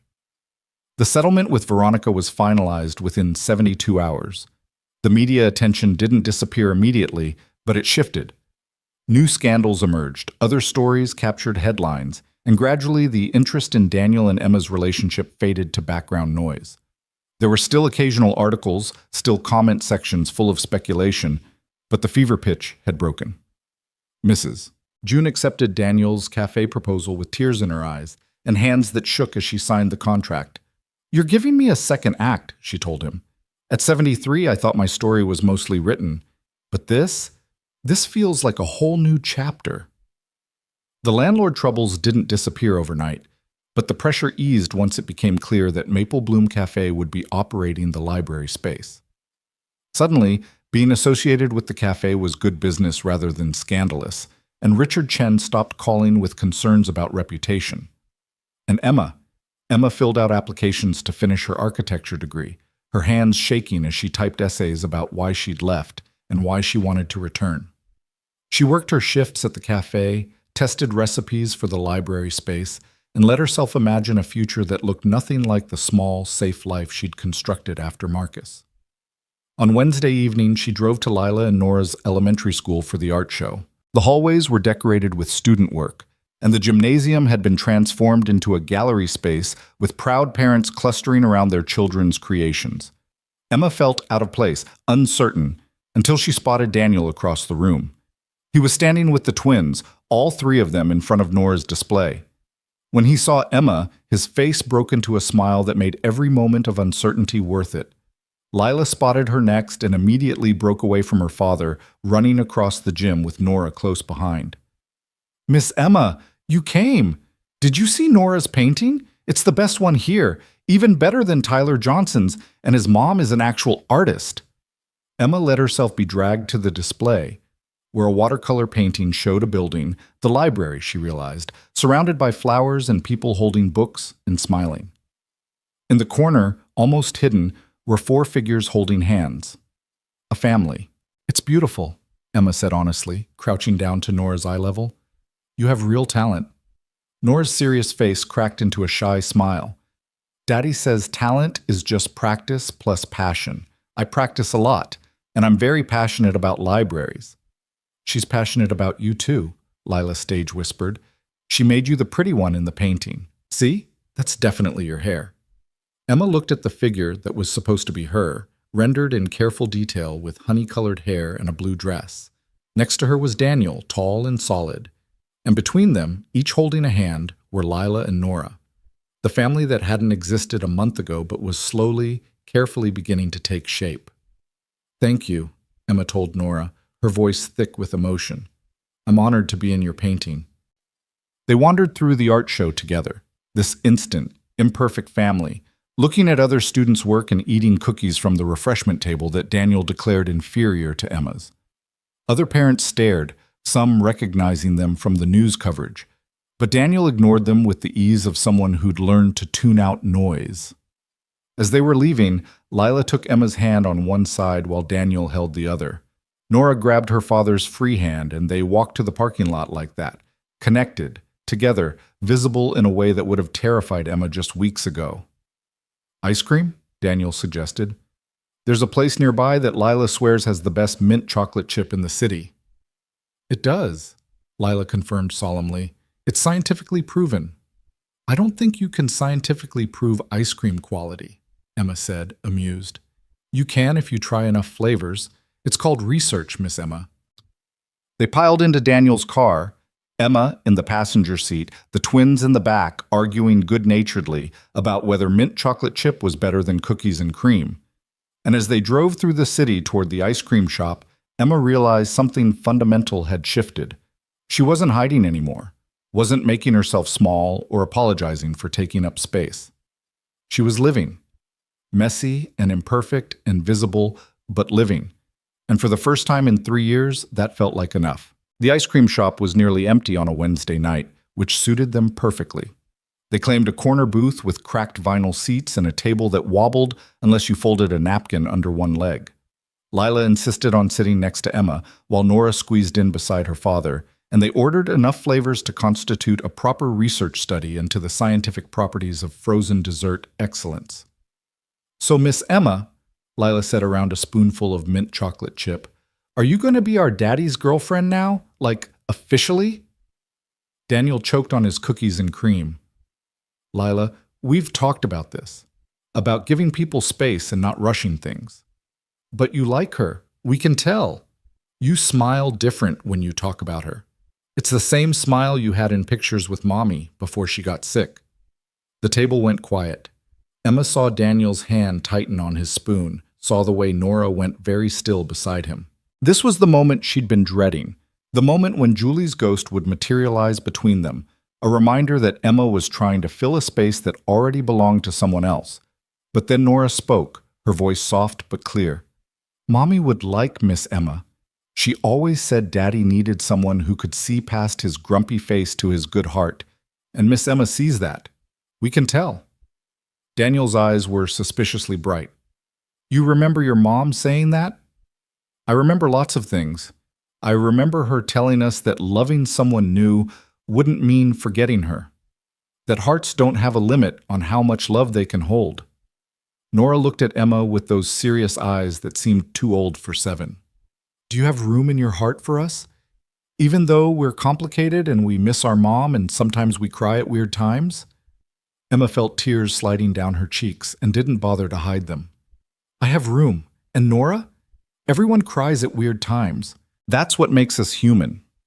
Mrs. Chen says crying is just feelings leaking out when they get too big to stay inside, Lila added helpfully. Like when a pot boils over because there's too much water. Mrs. Chen is very wise, Emma managed, her voice unsteady. They finished their ice cream while the twins chattered about school and upcoming field trips and the neighbor's cat, who they were convinced was actually a spy. Daniel caught Emma's eye across the table and mouthed, "Thank you." And she understood what he meant. Thank you for not running. Thank you for seeing my daughters as people, not obstacles. Thank you for being here. When they finally left the shop, sticky with sugar and full of laughter, Daniel walked Emma to where she'd parked near the school. The twins were already buckled into his car, visible through the windows as they played some kind of hand-clapping game in the back seat. They love you already, Daniel said quietly. I should probably tell you to be careful with that, but honestly, I'm right there with them. Emma's heart stuttered. Daniel, I'm not saying I love you. Not yet. We've known each other 2 weeks, and I'm not that impulsive anymore. He reached up to tuck a strand of hair behind her ear, his fingers lingering on her jaw. But I could. Love you, I mean. I can feel myself heading in that direction like a train that's already left the station. And it terrifies me because the last time I loved someone, I lost her. But it also feels right in a way I wasn't sure I'd ever feel again. Emma pressed her hand over his where it rested against her cheek. I'm scared too. Scared that I'll mess this up, that I won't be enough for them, or for you. That 3 years of hiding made me forget how to be brave when it matters. You drove my daughters through a storm to bring me sandwiches. You stayed when you could have run. You're at an elementary school art show on a Wednesday night when you could be home safe and comfortable. Daniel's smile was crooked and genuine. Emma, you've been brave every single day since we met. You just haven't noticed. They kissed in the parking lot while the twins giggled and made exaggerated kissing noises from Daniel's car. When Emma finally drove home, she felt lighter than she had in years, as if some weight she'd been carrying had finally been set down. The next 2 weeks unfolded with a tentative rhythm that began to feel like routine. Emma worked her cafe shifts, took evening classes online to start fulfilling the requirements for her architecture degree, and spent increasing amounts of time at the library renovation site. Daniel had officially hired her as a design consultant, a title that felt both thrilling and terrifying, and she found herself sketching modifications and discussing spatial flow with his construction team like she'd never stopped studying architecture. Mrs. June watched this transformation with approval and occasional exasperation. "You're blooming, dear," she said one morning as Emma presented ideas for the library cafe layout. "But don't forget to sleep occasionally. And eat. You've been living on coffee and determination for days." "Says the woman who works 12-hour shifts at 73, Emma countered. "I've earned the right to be foolish with my health. You're young. Pace yourself." But pacing felt impossible when Emma's life was expanding faster than she could process. She had dinner with Daniel and the twins twice a week, casual affairs involving takeout and homework help, and the comfortable chaos of family life. She met with architects and contractors and learned the language of construction permits and building codes. She stayed up late filling out financial aid applications and writing essays about her renewed passion for design. And slowly, carefully, she began to believe that maybe Marcus had been wrong. Maybe she was enough. 3 weeks after the ice cream shop conversation, Emma was at the library site reviewing cabinet specifications when her phone rang, an unfamiliar number with a local area code. "Hello? Emma Price? This is Janet Morrison from Riverside Community College's architecture department. I'm calling about your application for readmission." Emma's heart stopped. She'd submitted the application 2 weeks ago, but hadn't expected to hear back so soon. "Yes, that's me. I have to say, your application essay was compelling. The section about how personal setbacks led you to understand architecture as more than aesthetics, as a framework for rebuilding lives, really resonated with our admissions committee." Emma gripped the phone tighter. "Thank you. I meant every word." "I can tell. Which is why I'm pleased to inform you that you've been accepted for the spring semester. You'll be able to transfer most of your previous credits, which means you're looking at approximately 18 months to complete your degree if you take a full course load." Emma had to sit down. She found a sawhorse and sank onto it, barely processing Janet's words about registration deadlines and financial aid packages and orientation dates. She'd been accepted. They wanted her back. After 3 years of believing she'd thrown away her chance, she was being given another one. "Miss Price, are you still there?" "I'm here. Thank you. Thank you so much." After she hung up, Emma sat amid the construction debris and unfinished walls and cried. Not from sadness or fear, but from relief so profound it felt physical. She cried for the girl who'd stood in a wedding dress and believed she wasn't enough. She cried for the 3 years she'd spent hiding. She cried for the version of herself who'd given up on dreams because someone else had told her to. And she cried because she was being given a chance to become who she was meant to be. Daniel found her there 20 minutes later, mascara running down her face, surrounded by lumber and power tools. He took one look at her, and his face creased with concern. "Emma, what's wrong? What happened?" "I got in," she managed through tears. "The college. They accepted me. I can finish my degree." Relief flooded Daniel's features, followed by joy so pure it transformed him. He pulled her up from the sawhorse and spun her around, right there in the unfinished library, both of them laughing, while construction workers pretended not to notice. "I'm so proud of you," Daniel said when he finally set her down. "God, Emma, I'm so proud. I haven't done anything yet. I just got accepted. You did everything. You faced your fear. You applied. You put yourself out there despite every reason you had to hide. That's not nothing. That's everything." They celebrated that night with the twins at Daniel's house, the first time Emma had been invited to his home rather than meeting at restaurants or the library. It was a beautiful old craftsman that Julie had apparently decorated with an eye for both comfort and style. Her presence was everywhere, in the family photos on the mantle, in the artistic touches throughout the rooms, in the twins' bedrooms that still held handmade quilts she'd sewn before getting too sick to work. Emma expected to feel like an intruder, but instead she felt welcomed by the ghost of a woman she'd never met. Julie smiled from photographs with the kind of warmth that suggested she'd been generous with her love, and the home she'd created spoke of someone who understood that beauty and function weren't opposing forces, but complementary ones. "You can feel her here," Emma said quietly as Daniel gave her a tour. "In a good way, like she's still part of this place." "She is. She always will be." Daniel paused in the doorway of what had been Julie's office, now a combination workspace and memorial, with her design sketches on the walls and her books still on the shelves. "I used to think loving someone new would mean erasing her, but I'm starting to understand that's not how it works. She's part of my foundation, and you—" He turned to face Emma. "You're part of what I'm building forward." Dinner was pizza and salad, and the twins' enthusiastic retelling of Emma's acceptance. They'd grasped immediately that this was important, and they celebrated with construction paper congratulations cards, decorated with glitter and drawings of buildings. "When you're an architect, will you design us a treehouse?" Lila asked. "A really good one with a rope ladder and a telescope?" "The best treehouse ever built," Emma promised. "Better than Tyler Johnson's? Because his has a slide." "Way better. Ours will have secret compartments." After dinner, they watched a movie curled up on the couch. Daniel on one end with Nora tucked against his side, Emma on the other with Lila sprawled across her lap. Halfway through, both girls fell asleep, and Emma and Daniel found themselves whispering over their sleeping children like actual parents. "This feels real," Emma said softly, "like we're becoming something that could last." "It scares you," Daniel observed. "It terrifies me. What if I mess up?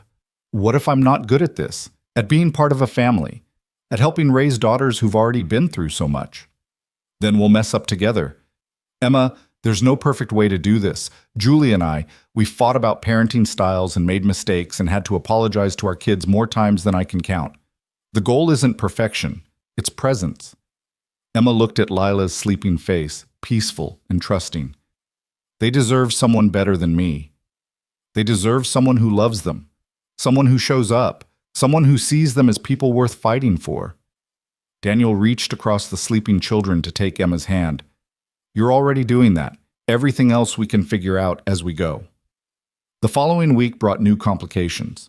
Emma's acceptance to the architecture program became public knowledge. Someone from the college had mentioned it to a local reporter covering education stories, and suddenly Emma was being framed as the gold digger who's now pursuing architecture suspiciously close to her CEO boyfriend's field. The narrative was absurd, but it gained traction in certain corners of social media where people were still convinced Emma had orchestrated everything from the beginning. "Let it go," Rachel advised when Emma called her in tears. "You could cure cancer and someone would accuse you of doing it for attention. Focus on what's real. School, Daniel, those girls. Everyone else is just noise." But the noise was getting harder to ignore. Emma started receiving messages on social media, some supportive, many cruel. Strangers felt entitled to opinions about her relationship, her education, her worth as a person. One particularly vicious thread dissected every photo of her that existed online, criticizing everything from her appearance to her career choices to her obvious social climbing. Daniel wanted to respond, wanted to defend her publicly, but Emma stopped him. "It'll just make it worse, trust me. Engaging with trolls never ends well." "So we just let them tear you apart?" "We let them talk themselves out. Eventually they'll find someone else to target. That's how the internet works. Short attention span, endless supply of targets." She was right, but it didn't make watching it happen any easier. Daniel found himself checking Emma's social media accounts obsessively, reporting the worst comments, documenting everything in case they needed legal action later. His daughters noticed his preoccupation and worried in their own ways, Lila by asking too many questions, Nora by going quiet and watchful. "Daddy, are people being mean to Miss Emma?" Lila finally asked one night at dinner. Daniel weighed his response carefully. The twins were 7, but they weren't babies.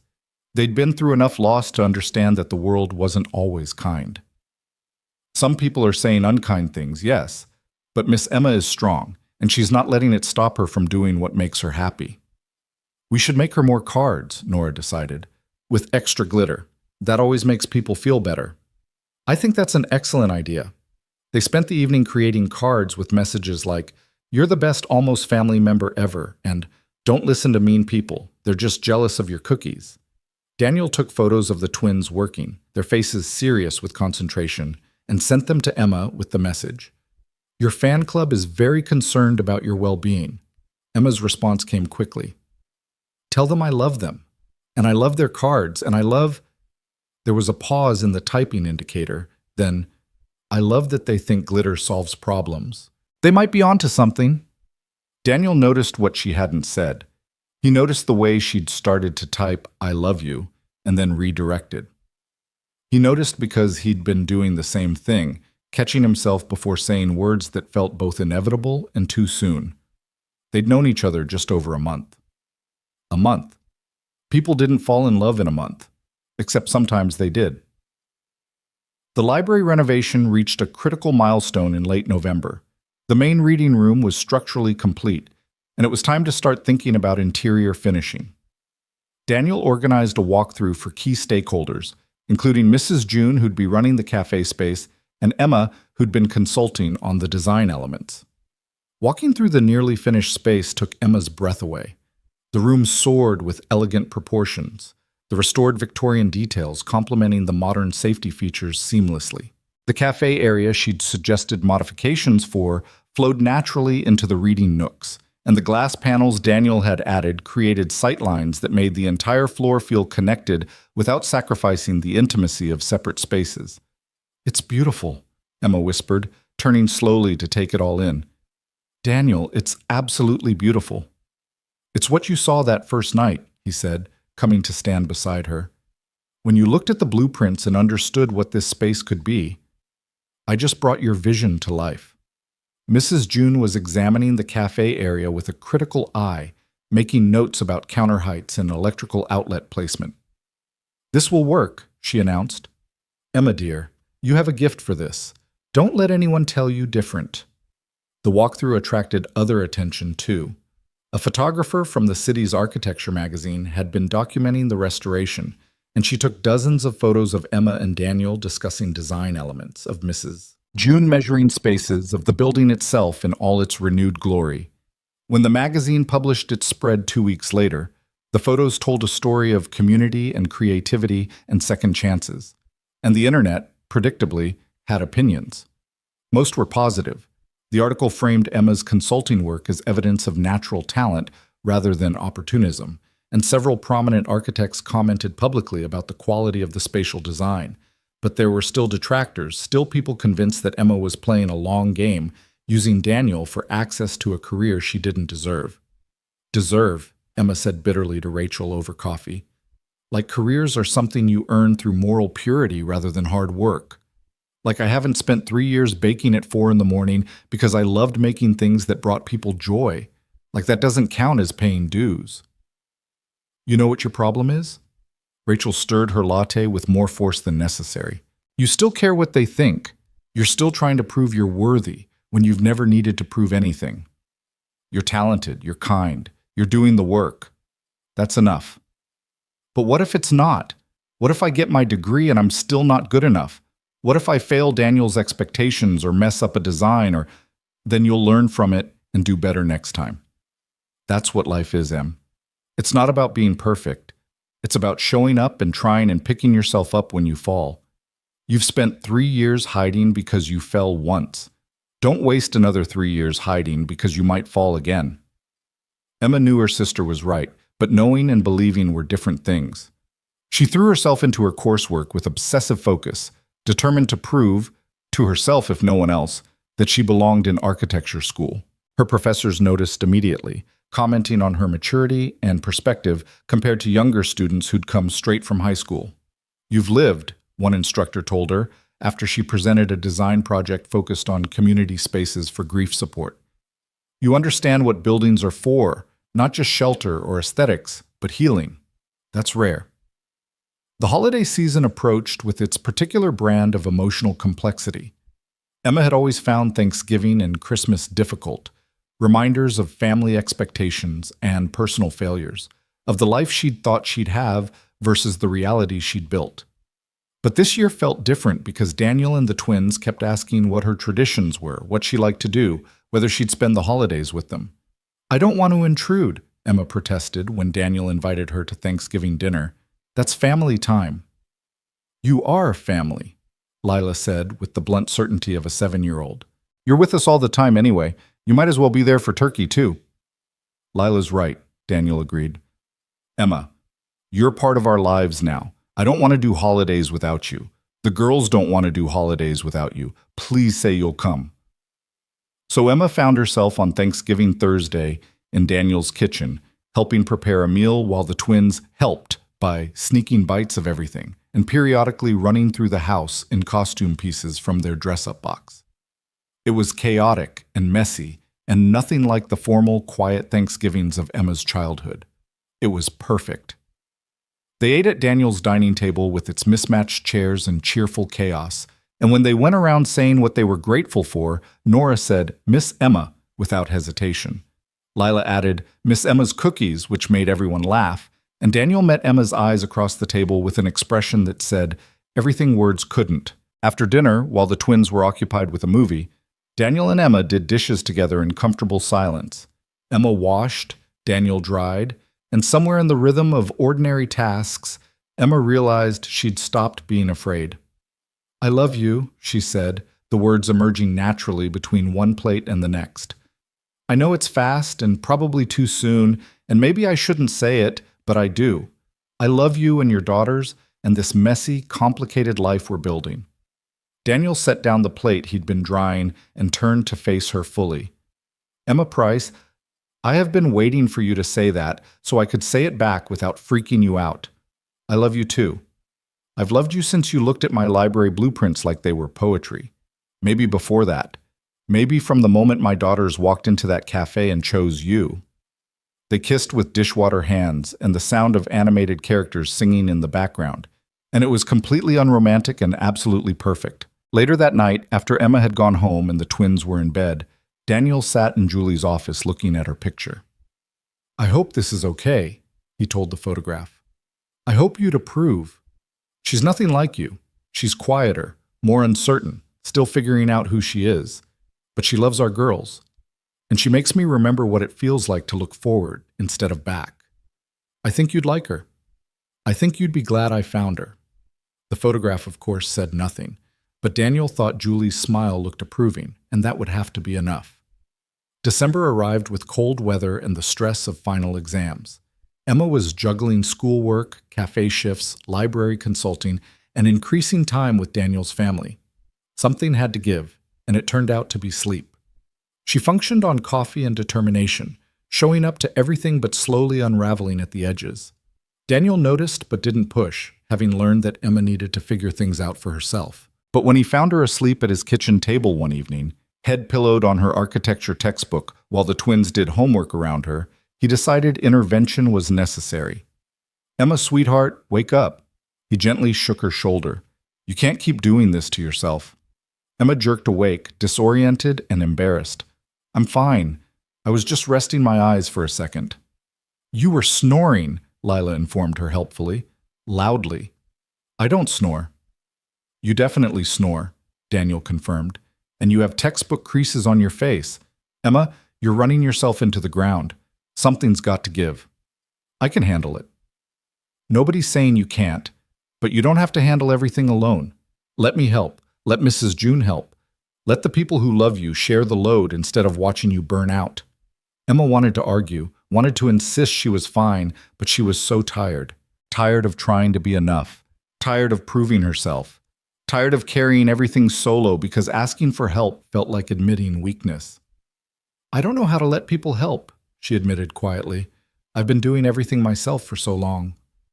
"Then learn. Start small. Stay here tonight instead of driving home exhausted. Let me make you dinner. Let the girls entertain you with their very dramatic retelling of today's playground politics. Let yourself rest." So Emma stayed. She borrowed one of Daniel's t-shirts to sleep in, and the twins insisted she read them bedtime stories in voices that made them giggle. And when Daniel found her afterward, curled up in his guest room looking small and vulnerable, he sat on the edge of the bed and brushed hair back from her forehead. "You don't have to be perfect," he said softly. "You don't have to earn your place here. You just have to be yourself, messy, tired, overwhelmed, human. That's all any of us can be." Emma caught his hand, holding tight. "What if myself isn't enough?" "It always has been. You just haven't let yourself believe it." She fell asleep holding his hand, and Daniel sat there for a long time watching her breathe, marveling at how someone so uncertain of her own worth could have changed his entire world in 6 weeks. The semester ended with Emma passing all her classes with grades that surprised her, high marks and instructor comments praising her insight and creativity. She'd proven to herself that she belonged, that she could do this, that Marcus's assessment had been wrong all along. The library renovation neared completion on a timeline that seemed impossible. The official opening was scheduled for January 15th, and as the date approached, Daniel seemed increasingly nervous about something he wouldn't discuss. "It's nothing," he insisted when Emma asked. "Just normal pre-launch jitters." But Emma knew him well enough now to recognize evasion. She let it go, trusting he'd tell her when he was ready. What she didn't know was that Daniel had been planning something. Something big. Something that would either be the most romantic gesture of his life or a spectacular disaster. He'd been working with Mrs. June in secret, preparing a surprise for the library's opening day. Something that would show Emma exactly how he saw her, not as someone still trying to prove her worth, but as someone who'd already changed everything. The surprise involved the library itself, the entire community, and a declaration that would make it impossible for Emma to hide anymore. Daniel just hoped she was ready to be seen. The morning of January 15th dawned cold and crystalline, the kind of winter day where everything looked sharp-edged and impossibly clear. Emma stood in her apartment bathroom, hands trembling slightly as she attempted to put on mascara for the 3rd time. The library opening was in 2 hours, and she'd been awake since 4 in the morning, alternating between excitement and paralyzing anxiety. Her phone buzzed with a text from Daniel. "The girls are demanding to know what you're wearing so they can coordinate. I've explained that's not how this works, but they're not convinced. Also, I miss you. Is it weird that I miss you when I saw you 12 hours ago?" Emma smiled despite her nerves and typed back, "Tell them I'm wearing blue. And no, it's not weird. I miss you too." She'd chosen a simple navy dress that Rachel had helped her pick out, elegant without being pretentious, professional without being stuffy. Emma barely recognized herself in the mirror. This woman had styled hair and makeup and confidence in her posture. This woman looked like someone who belonged at an architectural unveiling, not someone who spent most mornings covered in flour. When had she become this person? And more terrifying, what if it all disappeared as quickly as it had arrived? Mrs. June picked her up at 9, looking resplendent in a burgundy suit that made her seem taller than her modest 5'3". "Ready for your big day, dear?" the older woman asked as Emma climbed into the passenger seat. "It's not my big day. It's Daniel's. I just helped a little with some design elements." "Emma Price, after everything we've been through, are you really still trying to make yourself small?" Mrs. June's voice was gentle but firm. "You redesigned the flow of that entire ground floor. You created spaces that will serve this community for generations. Own it." They drove through the city as it woke up, past coffee shops opening their doors, and early risers walking dogs, and the ordinary magic of a Tuesday becoming extraordinary. The library came into view as they turned onto Riverside Avenue, and Emma's breath caught at the sight. The Victorian building had been transformed. Scaffolding was gone, revealing restored brick and gleaming windows. A banner hung across the front announcing "Grand Opening Today" in letters large enough to read from blocks away. And cars were already filling the parking lot, community members arriving early to witness the unveiling. "There are so many people," Emma whispered. "It's a big deal. This building was going to be demolished. Daniel saved it, yes, but you made it somewhere people will actually want to be. That matters, Emma." Inside, controlled chaos reigned. Caterers were setting up refreshment tables, audiovisual technicians were testing microphones, and Daniel's construction team was doing final walkthroughs to ensure every detail was perfect. Emma spotted Daniel across the lobby, surrounded by people with clipboards and questions, looking overwhelmed but handling it with the calm competence she'd come to love. He saw her and his entire face transformed. He excused himself from his conversation and crossed to her in long strides, pulling her into a hug that lifted her off her feet. "You're here. Thank God. I've been drowning in last-minute crises and I needed to see your face." Emma laughed into his shoulder. "I told you I'd be here. Where are the girls?" Rachel picked them up an hour ago. "They're in the children's section putting final touches on some kind of surprise they've been working on.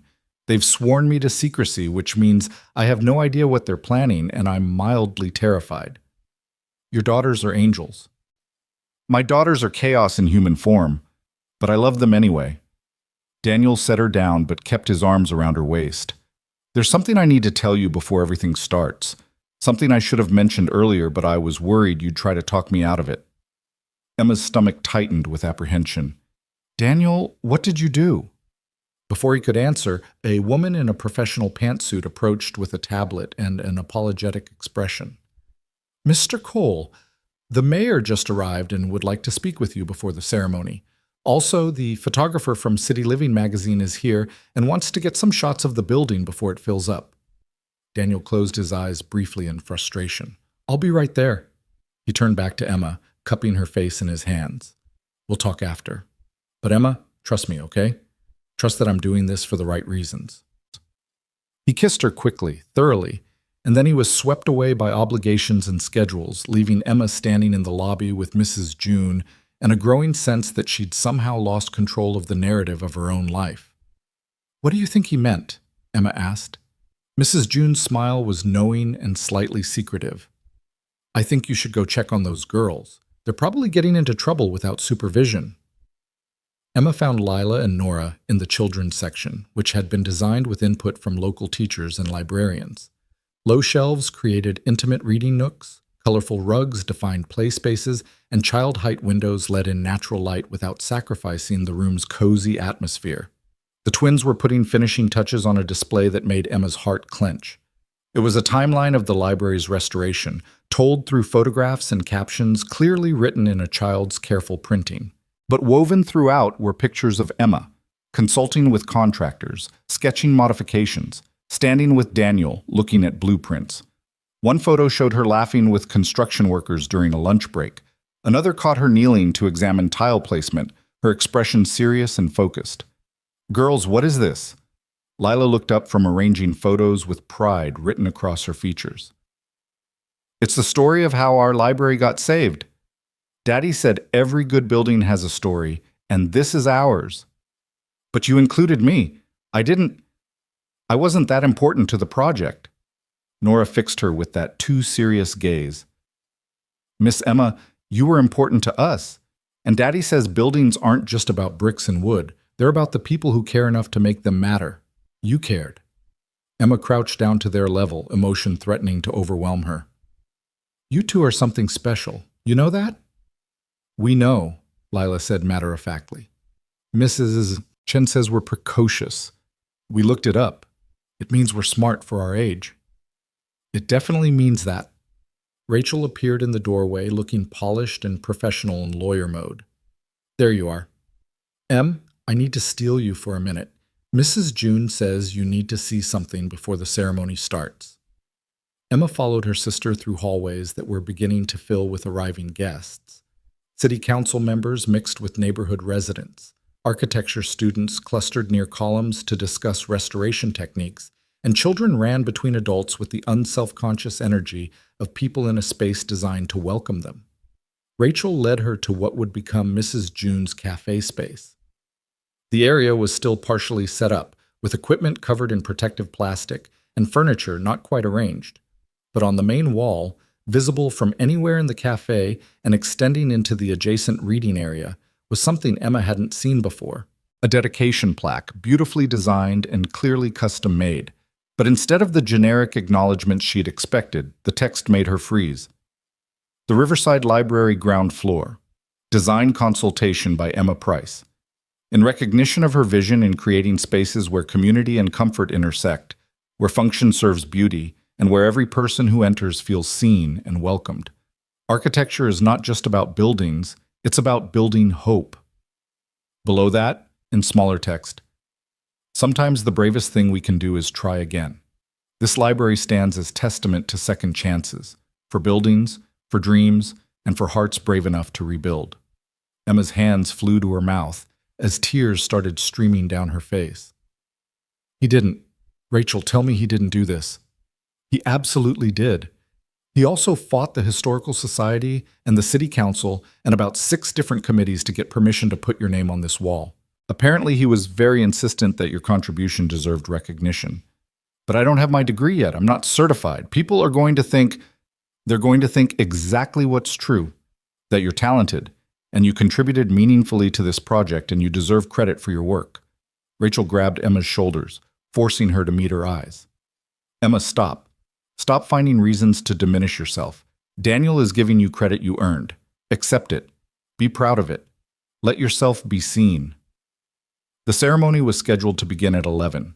By 10:30, every seat in the main reading room was filled, and people were standing along the walls. Emma found herself in the front row between Mrs. June and Rachel, with Lila and Nora squirming excitedly on either side of Daniel, who sat at the end of their row. Local news cameras were set up in the back, and the energy in the room vibrated with anticipation. The mayor spoke first, discussing the importance of preserving historic buildings and serving community needs.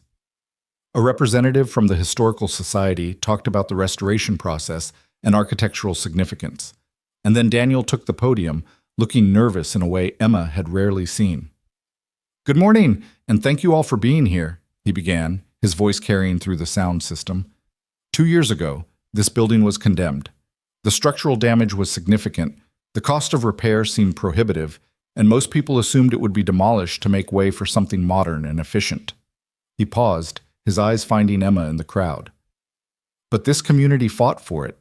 You showed up to meetings, you wrote letters, you refused to let history be erased for convenience, and you reminded me why I became an architect in the first place. Not to build monuments to ego or profit, but to create spaces where people's lives unfold in meaningful ways." Daniel's voice grew stronger, more confident. This library almost didn't survive, just like some of us almost didn't survive our own personal collapses. But buildings, like people, can be restored. They can be made stronger in the broken places. They can be given new purpose while honoring what they once were. He pulled a small object from his pocket. Emma couldn't quite see what it was from her seat, and held it up. "When I first met the woman who would become my design consultant on this project, she brought me heart-shaped cookies. I was working through the night, stressed and exhausted, and convinced I had to carry everything alone. And she showed up with food and kindness and a perspective I desperately needed." Emma's breath caught as she realized what he was holding. One of her heart-shaped cookies, preserved somehow, half of it broken off, but the other half intact. "I broke this cookie that night," Daniel continued. "But I kept the pieces because they reminded me that even broken things are still beautiful. That cracks don't mean worthless, they mean human." He set the cookie on the podium and pulled out blueprints, unfolding them for the audience to see. "These are the original plans for this floor, functional, safe, but not inspired. And this," he unfolded a second set, "is what it became after Emma Price looked at them and saw not just a building, but a community. She saw how people would move through the space, where they'd want to gather, how light and openness could serve both privacy and connection." Emma wanted to sink through the floor.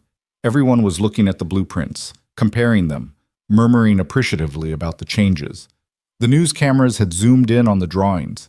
She was being publicly credited with work she still wasn't sure she deserved credit for.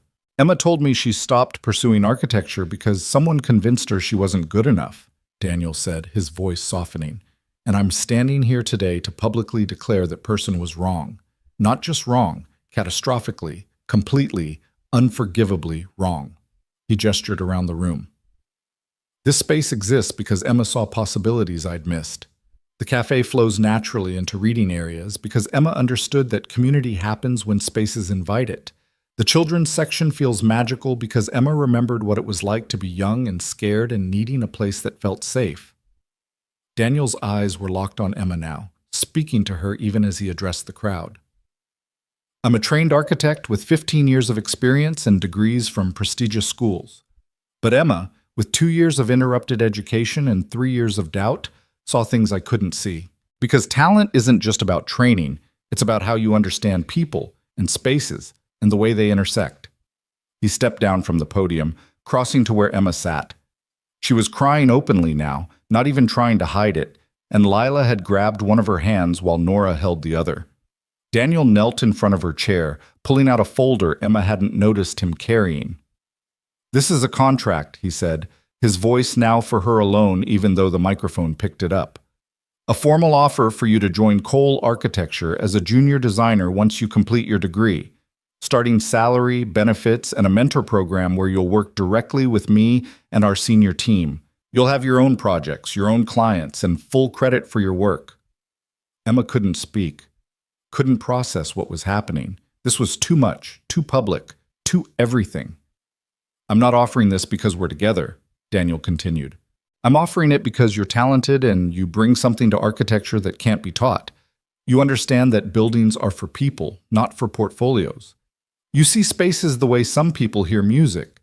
And Emma," his voice cracked slightly, "I want to spend my career learning to see things the way you do." The room erupted in applause. People were standing, clapping, and Emma could hear Mrs. June beside her crying happy tears. Rachel was squeezing her shoulder. The twins were bouncing in their seats with barely contained excitement. And Daniel was still kneeling in front of her, holding out a contract that represented everything she'd thought she'd lost forever, waiting for her answer. "I don't understand," Emma whispered, though the microphone carried her words through the room. "Why would you do this? In front of everyone? Why not just ask me privately?" Daniel's smile was tender and knowing. "Because you've spent years hiding, Emma. Years making yourself invisible, because someone told you that you weren't worth seeing. And I needed you to understand, needed everyone to understand that you're not invisible. You never were. You're brilliant and talented, and you deserve to be acknowledged publicly, proudly, without apology." He stood, pulling her to her feet with him. "I'm not proposing marriage, even though my daughters have opinions about that too. I'm not asking you to be anything other than exactly who you are. I'm just asking, will you let yourself be seen? Will you take the job and the credit and the career you've earned? Will you stop hiding?" Emma looked around the room at faces watching with anticipation and goodwill. She saw her architecture professors from the college who'd somehow been invited. She saw Daniel's construction team who she'd worked alongside. She saw community members who'd smiled at her during planning meetings. She saw her sister and Mrs. June and 2 little girls who looked at her like she hung the moon. And she saw Daniel, this man who'd entered her life through chaos and stayed through scandal, who'd seen past her carefully constructed walls to the person she'd been trying to protect from further disappointment. "I'll take the job," she said, her voice stronger than she expected. "And Daniel, thank you for making me stop hiding." The room exploded with applause again. Daniel pulled her into a hug while the twins crashed into both of them, creating a tangle of arms and laughter. And somewhere in that moment, Emma felt the last pieces of Marcus's assessment of her worth finally, completely shatter. She wasn't too quiet. She wasn't too small. She wasn't not enough. She was exactly who she was supposed to be. The rest of the ceremony passed in a blur. The mayor cut the ceremonial ribbon, guests toured the facility exclaiming over architectural details, and Emma found herself surrounded by people congratulating her, some genuinely, others with barely concealed skepticism that she chose to ignore. The catering company Mrs. June had hired served food in the new cafe space, and Lila and Nora gave enthusiastic tours of the children's section to anyone who'd listen. Emma was examining the dedication plaque, still unable to believe her name was on it, when a familiar voice spoke behind her. "Impressive work, really, I mean that." She turned to find a man she hadn't seen in 3 years standing a respectful distance away. Marcus. Older, his hairline receding slightly, his expression difficult to read. Emma's first instinct was to run or hide or make herself small. Her second was to call for Daniel, but her third, the one she chose, was to simply stand her ground and wait for him to explain what he was doing there. "I know I'm probably the last person you want to see," Marcus continued when Emma didn't respond. I came because I saw the article in City Living magazine about the restoration and your involvement, and I needed to. He stopped, struggling with words in a way Emma had never seen him struggle. You needed to what? Her voice was calm, neutral. Apologize for what I said when I ended things, about you being too quiet, too small, not enough. Marcus ran a hand through his thinning hair. I was cruel and I was wrong, and I've spent 3 years knowing I was wrong but being too much of a coward to admit it. Emma studied him. This man who'd shaped 3 years of her life through his absence and his harsh assessment. And she felt nothing. No anger, no vindication, no desire to make him hurt the way he'd hurt her. Just a distant sort of pity for someone who'd let his own insecurity damage another person. Why now? She asked. Why apologize now after 3 years? Because I saw your work and realized you'd become exactly what you were meant to be despite what I told you. And I saw the way that architect, Cole, talked about you in the article with so much respect and admiration, and I realized I'd been so focused on what I needed that I never saw what you could be. Marcus's voice was heavy with regret. I'm not asking for forgiveness or another chance. I'm just saying I was wrong. About all of it. And I'm sorry. Emma thought about the person she'd been 3 years ago, young and uncertain and so desperate to be chosen that she'd accepted criticism as truth. She thought about the person she'd become, still uncertain sometimes, still learning, but no longer willing to make herself small to fit someone else's expectations. Thank you for the apology, she said finally. It's more than I expected and probably more than I needed. But Marcus, I've spent 3 years letting your words define me. I'm not going to spend another minute on them. Not with anger, not with forgiveness, just by moving forward. She turned back to the plaque, effectively ending the conversation.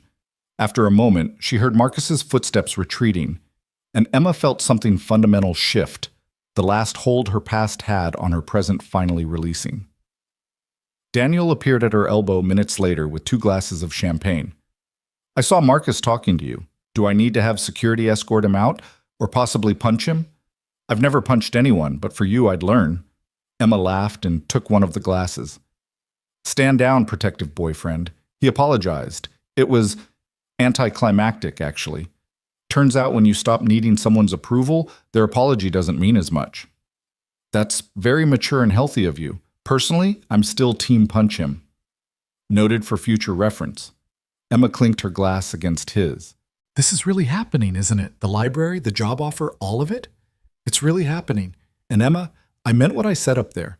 This isn't charity or nepotism or me trying to keep my girlfriend close.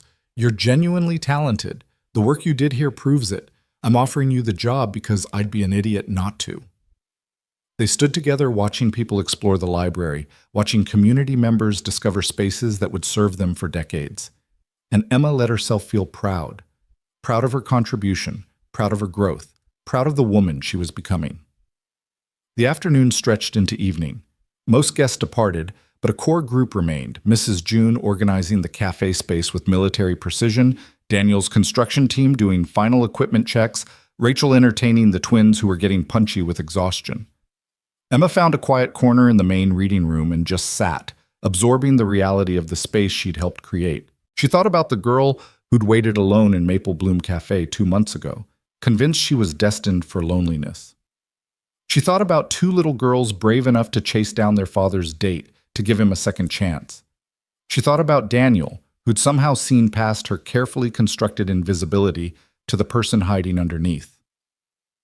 Miss Emma? Nora's voice interrupted her reverie. The twins approached hand in hand, their earlier energy replaced by contemplative quiet. Hey girls, shouldn't you be going home? It's getting late. Daddy's talking to reporters, Lila explained. We wanted to ask you something first. Emma patted the bench beside her, and both girls climbed up, flanking her like bookends. Nora spoke first, her serious face even more grave than usual. Are you going to stay? Like, forever? Emma's heart clenched. What do you mean? People leave, Nora said simply. Mom didn't want to, but she had to. And Mrs. Chen's daughter moved away and never visits. And our teacher, Miss Rodriguez, left to have a baby and didn't come back. People always leave. So we need to know, Lila continued, her voice small and uncertain in a way it rarely was. Are you the kind of person who stays? Because if you're not, we need to know now, before we love you too much. Emma felt tears burning in her eyes. These children, these brave, broken, brilliant children who'd been through more loss than anyone should experience, were asking for a guarantee she wasn't sure she could give. How could anyone promise forever? How could she swear she'd never hurt them when life was so uncertain? But then she thought about the question differently. They weren't asking for a guarantee against death or disaster. They were asking if she'd choose to stay when staying got hard, if she'd keep showing up when things were messy and complicated and difficult, if she was the kind of person who ran at the first sign of trouble or the kind who stood her ground. Emma pulled both girls close, one under each arm. I can't promise that nothing bad will ever happen. I can't guarantee I'll be here forever because life doesn't work that way. But I can promise this. I will never choose to leave you. I will never walk away because things get hard or because I decide you're too much work or because I find something better. If you'll let me, I will stay for as long as you'll have me. So you're not going to leave when Daddy gets grumpy or when we have bad days or when things are hard? Lila pressed. Nope. I happen to like you guys even when you're grumpy and having bad days. Maybe especially then. What about when we're adults and don't need you anymore, Rashot? Nora asked. Emma kissed the top of her head.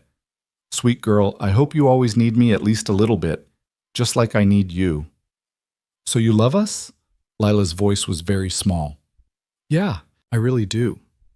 I love you both so much it scares me sometimes, because love means being brave enough to stay even when it's scary. The twins burrowed closer, and Emma held them while the library settled into evening quiet around them. This was family, she realized. Not perfect or traditional or uncomplicated, but real, messy and uncertain and absolutely worth fighting for. Daniel found them like that. Emma, with a twin tucked under each arm, all three of them drowsy with emotional exhaustion. He stood in the doorway for a moment just watching, his expression so full of love that Emma felt her breath catch. Hey, he said softly. Ready to go home? And the way he said home, like it was a place that included her, a space she belonged, made Emma understand that she'd found what she'd been looking for all along. Not someone to complete her or fix her or prove she was enough, just someone to see her clearly and choose her anyway. Yeah, Emma said, carefully extracting herself from the twins who were both half asleep. Let's go home. 3 months later, Emma stood in the Cole Architecture office on her first official day as a junior designer. Her desk was in a corner with natural light, and someone, she suspected Daniel, had left a vase of wildflowers and a plate of heart-shaped cookies as a welcome gift. Her degree completion was still months away, but the job contract had included provisions for her to work part-time while finishing school. She'd spend mornings in classes, afternoons at the office, and evenings still helping Mrs. June at the cafe when needed. It was exhausting and exhilarating and exactly what she wanted. Emma Price? A woman poked her head into the office space. I'm Sarah Chen, senior architect. Daniel asked me to get you set up and oriented. Welcome to the team. Emma gathered her things and followed Sarah, feeling that familiar flutter of inadequacy trying to creep in. But this time she recognized it for what it was. Not truth, but habit. And habits could be changed. That evening she had dinner at Daniel's house, an increasingly common occurrence that was starting to feel less like visiting and more like coming home. The twins had art projects spread across the dining table, and Daniel was attempting to cook something that smelled suspiciously like burning. I'm ordering pizza, Emma declared after inspecting the smoking pan. Whatever you're attempting has suffered enough. I'm a terrible cook, Daniel admitted cheerfully. Julie used to say I could burn water. I've been faking competence through takeout and cereal. They ate pizza on the living room floor while the twins chattered about their day and argued about whose turn it was to pick the movie. And somewhere in the comfortable chaos, Emma realized she'd stopped waiting for the other shoe to drop.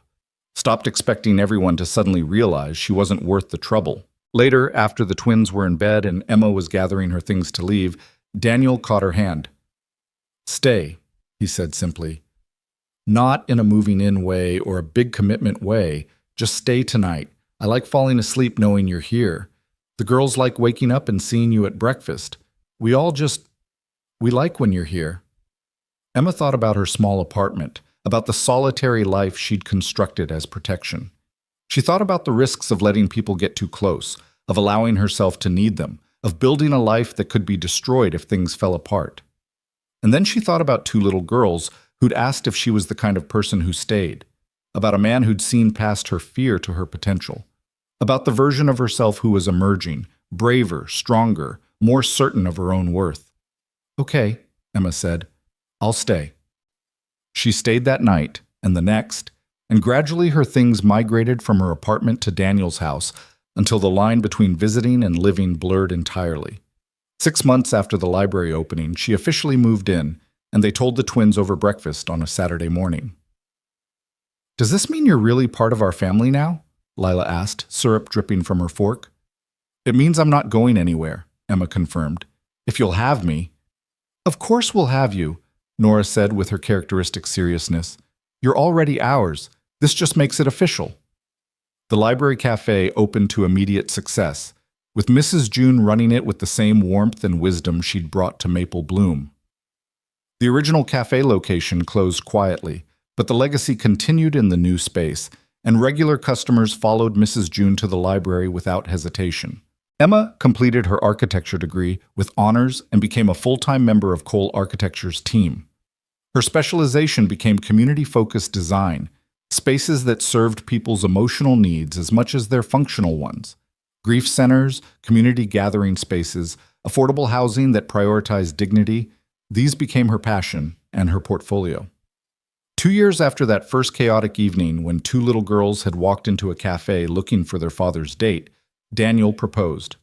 Not publicly this time, but privately, in the library's reading room late on a Tuesday evening after everyone had gone home. "I know the girls have been planning our wedding since they met you," he said, kneeling in front of her in the space they'd designed together. "And I know this might seem fast by some standards, but Emma, I've spent 2 years watching you become who you were always meant to be, and I want to spend the rest of my life continuing to witness that. Will you marry me?" Emma looked at this man, this grieving, stubborn, kind man who'd seen her clearly when she couldn't see herself and felt certain in a way she'd never been before. "Yes," she said simply. "Yes, I'll marry you." The wedding was small and perfect, held in the library surrounded by books and light and community. Lila and Nora were joint maids of honor, wearing matching dresses and carrying bouquets of wildflowers. Mrs. June officiated, having gotten ordained online specifically for this purpose, and Rachel stood beside Emma, tears streaming down her face as she watched her younger sister finally claim the happiness she'd always deserved. They exchanged vows they'd written themselves, promising not perfection, but presence. Promising to stay even when staying was hard. Promising to keep building their life together. One day, one choice, one moment of courage at a time. And when they cut the wedding cake, a towering creation Emma had baked herself, decorated with heart-shaped cookies and love, Lila announced loudly that she'd told everyone this would happen 2 years ago and nobody had believed her. "We should have listened," Daniel said, pulling Emma close. "These two always know what they're talking about." 5 years after that first missed date, Emma stood in the office of Cole Architecture, looking at blueprints for a community center in an underserved neighborhood. Her design incorporated flexible spaces that could serve multiple purposes: after-school programs, job training, grief support groups, community meals. It was her biggest project yet, and she was terrified and excited in equal measure. Daniel appeared at her elbow with coffee and a kiss on her temple. "How's it going?" "I think I'm designing something that matters," Emma said quietly. "Something that will actually change people's lives." "That's what you do," Daniel said simply. "That's what you've always done. You just finally believe it." At home that evening, Lila and Nora, now 12 and infinitely more sophisticated than their 7-year-old selves, were doing homework at the kitchen table. They called Emma M now instead of Miss Emma, and they rolled their eyes at Daniel's dad jokes with the weary patience of preteens everywhere. But when Emma walked in, they both looked up with smiles that hadn't changed since they were small. Smiles that said, "You're home, and we're glad, and this is where you belong." "How was your day, Em?" Nora asked. "Pretty good. How was school?" Tyler Johnson said his dad could design a better community center than you, Lila reported with the indignation of someone whose family had been insulted. I told him his dad mostly designed strip malls, and you design spaces that heal people. Then I might have accidentally spilled juice on his project. Lila, Emma said, trying to sound stern and failing. We don't sabotage other people's work, even when they're being rude. Fine. Next time I'll just tell him the truth, that you're the best architect in the city and he's just jealous. That's not... Emma started, but Daniel was laughing, and Nora was nodding in agreement, and she realized something fundamental. She'd stopped arguing when people said she was talented, stopped deflecting compliments or minimizing her accomplishments. She'd learned to let herself be seen, fully, honestly, without apology. That night, after the girls were in bed and Emma and Daniel were curled up on the couch with tea and comfortable silence, Daniel pulled out his phone and showed her something. It was an email from a young woman, 23 years old, architecture student, explaining that she'd read about Emma's path from failed engagement to successful architect, about how Emma's story had convinced her to return to school after dropping out when her professor told her she'd never make it in a male-dominated field. She wants to know if you'd mentor her, Daniel said. Be the person for her that you needed when you were starting over. Emma read the email twice, tears gathering in her eyes. I don't know if I'm qualified to mentor anyone.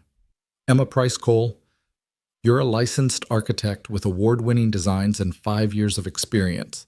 You're extremely qualified, but more than that, you understand what it's like to doubt yourself, to be told you're not enough, to have to rebuild from broken pieces. That makes you exactly the person she needs.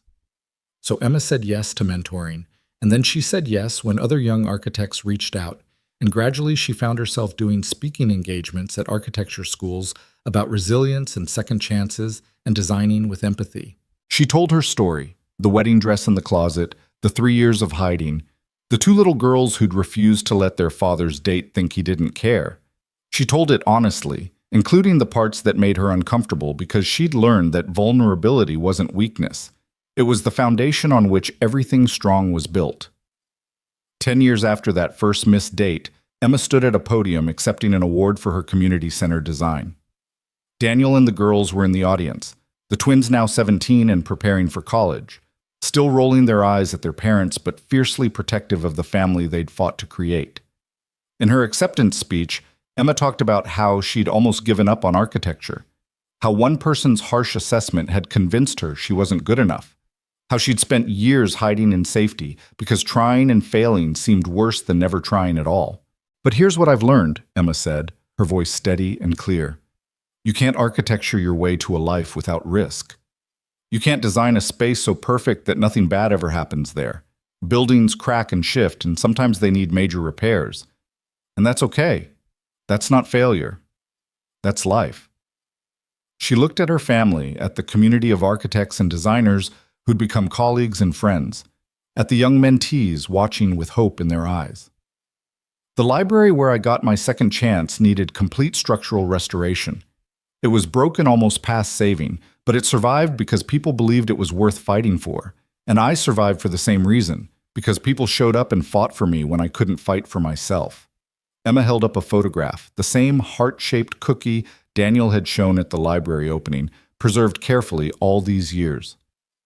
Someone once told me that even broken things are still beautiful. That cracks don't mean worthless. They mean human. I'm standing here today as living proof that he was right. My cracks, my breaks, my years of hiding, they didn't disqualify me from happiness or success. They were just part of my foundation. The part that taught me empathy and resilience and how to design spaces that hold broken people gently while they heal. The applause was thunderous, but Emma barely heard it. She was looking at Daniel, who was crying openly while the twins teased him about being emotional. She was thinking about Mrs. June, now 81 and finally retired, but still stopping by the library cafe to make sure they're doing things right. She was thinking about the community center that would break ground next month, about the lives it would touch, about the ripple effects of one person choosing to try again. After the ceremony, they went out for ice cream, the same shop they'd visited on that first family outing 10 years ago. The twins ordered elaborate sundaes, Daniel got his standard cookies and cream, And Emma chose mint chocolate chip because Lila had been right all those years ago. It was scientifically the best flavor. "I'm proud of you, Em," Nora said, in that serious way of hers that hadn't changed despite her teenage sophistication. "For the award, but also for everything else. For being brave enough to try again when you could have kept hiding. For choosing us," Lila added. "For staying even when things got hard. For being exactly who we needed." Emma felt the familiar sting of tears. Happy ones this time, grateful ones. "You three are the best decision I ever made, even if I didn't make it consciously that first night."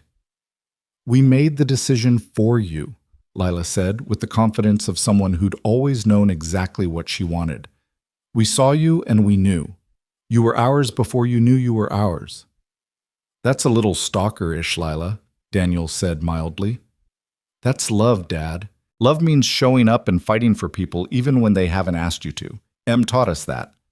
They finished their ice cream and drove home through the city, past the library that had started everything, past Maple Bloom's old location that was now a yoga studio, past all the landmarks of their shared history. And Emma thought about the shy baker who'd sat alone in a cafe waiting for a date who never came. She thought about how that night could have been just another disappointment in a long line of disappointments. How easily she could have missed everything that came after, the love, the family, the career, the life she'd built from broken pieces. But two little girls in pink coats had refused to let that story end in loneliness. They'd fought for their father's second chance, not knowing they were fighting for Emma's too. They'd shown up when showing up mattered, and they'd reminded Emma that being seen wasn't something to fear. It was something to fight for. That night, after the girls were in bed and Daniel had fallen asleep on the couch mid-movie, Emma walked through their home, touching the evidence of their life together. Photos on the walls showing the twins growing up, Emma and Daniel's wedding portrait, family vacations, and ordinary moments captured and displayed. Architectural models she'd built for various projects. The twins' artwork from every age. The heart-shaped cookie in its preservation frame that Daniel had never thrown away. She stopped in front of the window overlooking their backyard where Daniel had finally built the elaborate treehouse he'd promised the girls. It was magnificent, multi-level, with secret compartments and a telescope. And yes, a slide that was better than Tyler Johnson's. Emma could see Daniel's architectural precision in every joint and beam, but she could also see her influence. The way the space flowed naturally, the reading nook with perfect natural light, the small details that made it more than just a structure. It made it a space where children could dream and play and feel safe. She'd designed that safety, with Daniel, with intention, with all the broken pieces of herself that had learned how to be gentle with other broken things. Emma picked up her phone and opened her messages, scrolling to a conversation she'd saved but rarely looked at. The very first text Daniel had sent her, the morning after that chaotic first meeting at the library. "This is Daniel. Lila insisted I save your number under Emma who makes good cookies, but I overruled her. Thank you again for last night, for coming, for being kind to my daughters, for not calling the police on them for their unauthorized adventure. Dinner Friday? I promise to actually show up this time." She'd been so scared when she received that message. Scared of trying again, scared of failing again, scared of being not enough again. But she'd said yes anyway. She'd chosen courage over safety, possibility over certainty. And that choice had changed everything.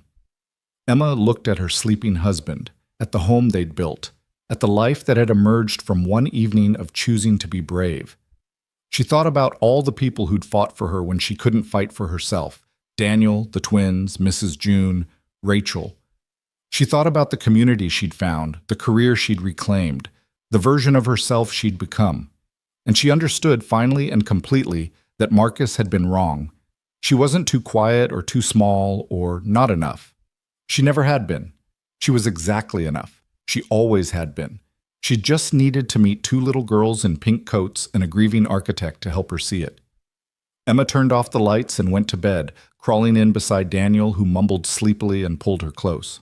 And as she drifted off to sleep, she thought about the shy baker who'd waited alone in a cafe for a date who never came. That girl was still part of her, but she wasn't hiding anymore. She was building. She was loving. She was staying. And sometimes that was the bravest thing of all.